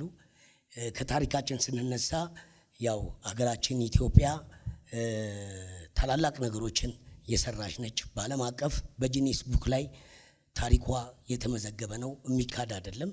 ይሄን ደግሞ እኛ ከውጭ ሰዎች ልንሰማ አይገባም። ወጣት እንደመሆናችሁ መጠን የሀገራችሁን ታሪክ ጠንቅቃችሁ በማወቅ መነሻ ታሪካችሁንና ነገ መድረሻችሁን ማስቀድማችሁ እንድትሄዱ እኛ እድሜያችን እየጨረስን ነው። ሀገራችን ኢትዮጵያ ያላትን ነገር ማታጠበትና ወጣቱ ተጠቃሚ የሚሆንበትን ነገር ነው። እንግዲህ ከቅድሙ በተነሳው ሌላ ቅድም አንድ ወንድሜ ባለው የኤርትራ እና የኢትዮጵያ ሂደት ውስጥ በሚፈጠሩ አለመግባባቶች ወደ ምንድን ነው የምትሄዱት ብሎ ጠይቆ ነበር እና ባልደረባዬ አልመለሰለትም። አንድና አንድ መጀመሪያ በስምምነት ያልታጣረበት ዘመን የለም። በዛ አካባቢ የኢትዮጵያ የችግር ምንጭ ከዛ አካባቢ ነው። ከዛ አካባቢ ያለው ችግር አሁንም በዲፕሎማሲ ቢፈታ ፓርቲያችን ደስተኛ ነው። በዲፕሎማሲ ቢፈታ፣ ባይፈታ ግን ሀገራችን ኢትዮጵያ ክብሯ ስለሚቀድም ክብሯን በማስከበርና ንብረቷን በማስመለስ በጦርነት የሚሆን በማንኛውም ነገር መብታችንን እናስከብራለን ማለት ነው። ዲፕሎማሲውን ያልተቀበለ የዓለም አቀፍ ሕግን ያልተቀበለ ሕጋዊ መንገድን ያልተቀበለውን አካል እኛ መሄድ ባለብን መልኩ ሄደን የሀገራችንን መብት እንደምናስከብር ነው። ኢትዮጵያውያን በዚህ የምንታማ አይደለንም። ይህ ሁሉ ውርደት የደረሰን ይህ ሁሉ ነገር የተቀበልነው በራሳቸው መጥቶ አልቻሉንም። በራሳችን ህዝቦች እዚህ ያደረሱን። እዚህ ደርሰናል። አሁን ያለንበት ድህነቱ፣ ራቡ ሜቢ ላይ ሰማችሁ ይችላል። ህዝባችን ቀና ብሎ ማየት ህዝብ የሆነበት የተራበበት የተጠማበት ምን ያህል ገንዘብ ለጅቡቲ እንደሚከፍል ህዝባችን ታውቁታላችሁ። ይሄ ከዘላቂ ጥቅም አንጻር ይሄን ነገር ፓርቲያችን በቀላል ሁኔታ ያየው ስለነበረን ጊዜ አመሰግናለሁ። ቴንኪው። አመሰግናለሁ። ድል አሁን የመድረክ ፓርቲ ነው። በጽሁፍ ወይም በንግግር የመዝጊያ ንግግራችሁ ማቅረብ ትችላላችሁ። አመሰግናለሁኝ። የተከበራችሁ የኢትዮጵያ ህዝቦች፣ የውጭ ጉዳይ ፖሊሲ በተናጠል ውሳኔዎች እና በችኮላ የሚመራ ሳይሆን በረዥም ጊዜ ራዕይ፣ ጥልቅ ጥናት ላይ የተመሰረተ መሆን አለበት ብለን እናምናለን። ፓርቲያችን መድረክ በተግባር በመፈተን ጎረቤት ሀገሮቻችንን በሚያስከብርና በዓለም አቀፍ መድረክ የኢትዮጵያ ክብር ከፍ በሚያደርግ ግልጽ ዲፕሎማሲ ፖሊሲ ይዞ ቀርቧል። መራጩ ህዝባችን መድረክን በመምረጥ ሀገራችን ኢትዮጵያ የውጭ ጉዳይ ፖሊሲ ወደ አስተማማኝ ሰላምና ልማት ምዕራፍ እናሻግራለን እያልን ጥራችን እናቀርባለን። የመድረክ ግንባር ፓርቲ ሲአን፣ ኦፌኮ፣ አረና ትግራይና የአይፌዴፓ ምርጫ ምልክት 5 ጣት ሙሉ ቀኝ እጅ በምርጫ ዕለት ቀኝ እጅን ምልክት በመምረጥ መድረክን ይምረጡ። ቀኝ እጅ የሰላም፣ የፍቅር፣ የጥንካሬና የስራ ትጋትን ምሳሌና የቃለ መሃላ ምልክት ነው። መድረክን ይምረጡ ለሀገራችን መዳን ማሰብ ነው። ያ ደግሞ ሀቀኛ የፌዴራላዊ ስርዓት ብለን እናምናለን። አመሰግናለሁ። እናመሰግናለን። መድረክ ቀጣዩ ሰዓት ደግሞ የብልጽግና ፓርቲ ነው። አመሰግናለሁ። ቅድም ከተነሱት 2 ጉዳዮችን አድሬስ አድርጌ ወደ ማጠቃለያው ገባለሁ።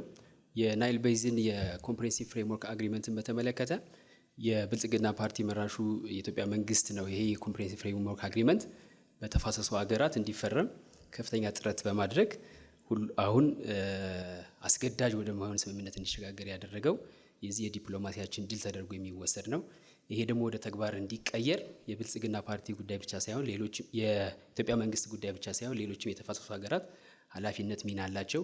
ይሄ ወደ ስራ ተቀየረም አልተቀየረ ግን አባይን በራሳችን አቅም እንደገደብነው ሁሉ አባይን የመጠቀሙ ስራውንም መርህን ተከትለን በራሳችን የምንሄድበት መሆኑን ማንሳት እፈልጋለሁ። የኢትዮጵያ የውጭ ግንኙነት ድሎች የኢትዮጵያ የውጭ ግንኙነት ተቋማት ጥንካሬን የሚያመላክቱ መሆናቸውንም በዛ አጋጣሚ ማንሳት እፈልጋለሁ። ውድ ኢትዮጵያውያን፣ ፓርቲያችን ብልጽግና ባለፉት የለውጥ ዓመታት የሀገራችንን ብሔራዊ ጥቅም እንዲሁም የዜጎችን ክብርና ተጠቃሚነት ማረጋገጥ መሰረታዊ የውጭ ግንኙነትና የዲፕሎማሲያችን ማጠንጠኛዎች በማድረግ በተግባር የተፈተነ ውጤታማ ስራ አከናውኗል። በዛሬው ክርክር ላይም እንደተመለከታችሁት የፖሊሲ ሀሳቦቻችን፣ ተስፋ ሰጪ ስኬቶቻችንን እና የወደፊት እቅዶቻችንን በታላቅ አክብሮት ለህዝባችን በዝርዝር አቅርበናል። ብልጽግና ፓርቲ በውጭ ግንኙነት እና ዲፕሎማሲ ረገድ ግልጽ መነሻ፣ የጠራ ስትራቴጂ ነድፎ እንዲሁም መዳረሻ ግብ ተልሞ የሚተጋ ፓርቲ ነው። የሀገራችን ብሔራዊ ጥቅም፣ የዜጎች ክብርና መብት፣ ትብብርና የጋራ ተጠቃሚነት፣ ወዳጅን ማብዛት እና ቅድሚያ ለጎረቤት ሀገራት መስጠት የውጭ ግንኙነት ወሳኝ ጉዳዮች ናቸው። የህልውናችን ጉዳይ ለሆነው የባህር በር ጥያቄያችንም ልዩ ትኩረት እንሰጣለን። በህዝባችን ከፍተኛ የአርበኝነት ተሳትፎ አባይን እንደገደብነው ሁሉ ዘላቂና አስተማማኝ የባህር በር እንዲኖረን አበክረን እንሰራለን። ፓርቲያችን ብልጽግና በቀጣይ ጊዜያት በውጭ ግንኙነት መስክ ኢትዮጵያን ወደ ተምሳሌት ሀገር የማሸጋገር ህልም ሰንቆ ከመላ ህዝባችን ጋር በቁርጠኝነት በመስራት ያለ ጥርጥር ላቅ ያሉ ውጤቶችን የሚያስመዘግብ መሆኑን እናረጋግጥላችኋለን። ስለሆነም የምርጫ ካርዳችሁን ለብልጽግና ፓርቲ በመስጠት በጋራ የታፈረች የተከበረችና የተጽዕኖ አድማሷ የሰፋን ኢትዮጵያን እንድንገነባ የከበረ ጥሪያችንን እናቀርባለን። ውድ ኢትዮጵያውያን፣ የኢትዮጵያ የኩስመና ዘመን አክትሞ በዓለም አቀፍ ደረጃ የታደሰ ጂኦ ስትራቴጂያዊ ቁመና እንዲኖራት ብልጽግናን ይምረጡ። የሀገራችን ተሰሚነትና ተጽዕኖ ፈጣሪነት እንዲረጋገጥ ብልጽግናን ይምረጡ። የኢትዮጵያን ታላቅነት በማረጋገጥ የታፈረችና ከሩቅ የምትከበር ሀገር ለመገንባት ብልጽግናን ይምረጡ። አባይን በተባበረ ክንዳችን እንደገደብነው ሁሉ ኢትዮጵያችን ዘላቂና አስተማማኝ የባህር በር እንዲኖራት ብልጽግናን ይምረጡ። የፓርቲያችን ብልጽግና የምርጫ ምልክት የስንዴ ነዶ ነው። የስንዴ ነዶ የእኛ የኢትዮጵያውያን የአንድነታችን፣ የመተባበራችን፣ የሉዓላዊነታችንና የክብራችን ምልክት ነው። ብልጽግናን ይምረጡ። አመሰግናለሁ። ክቡራትና ክቡራን ተመልካቾቻችን የኢትዮጵያ ብሔራዊ ምርጫ ቦርድ በሰባተኛው ጠቅላላ ምርጫ የውጭ ጉዳይ ፖሊሲን አስመልክቶ ያደረገው ክርክር ይህን ይመስላል። ምስልየ ሀሽምና የኔ ዓለም ካሳሁን እንዲሁም አንዱ አለመናን በጋራ በመሆን ይህን ክርክር መርተናል።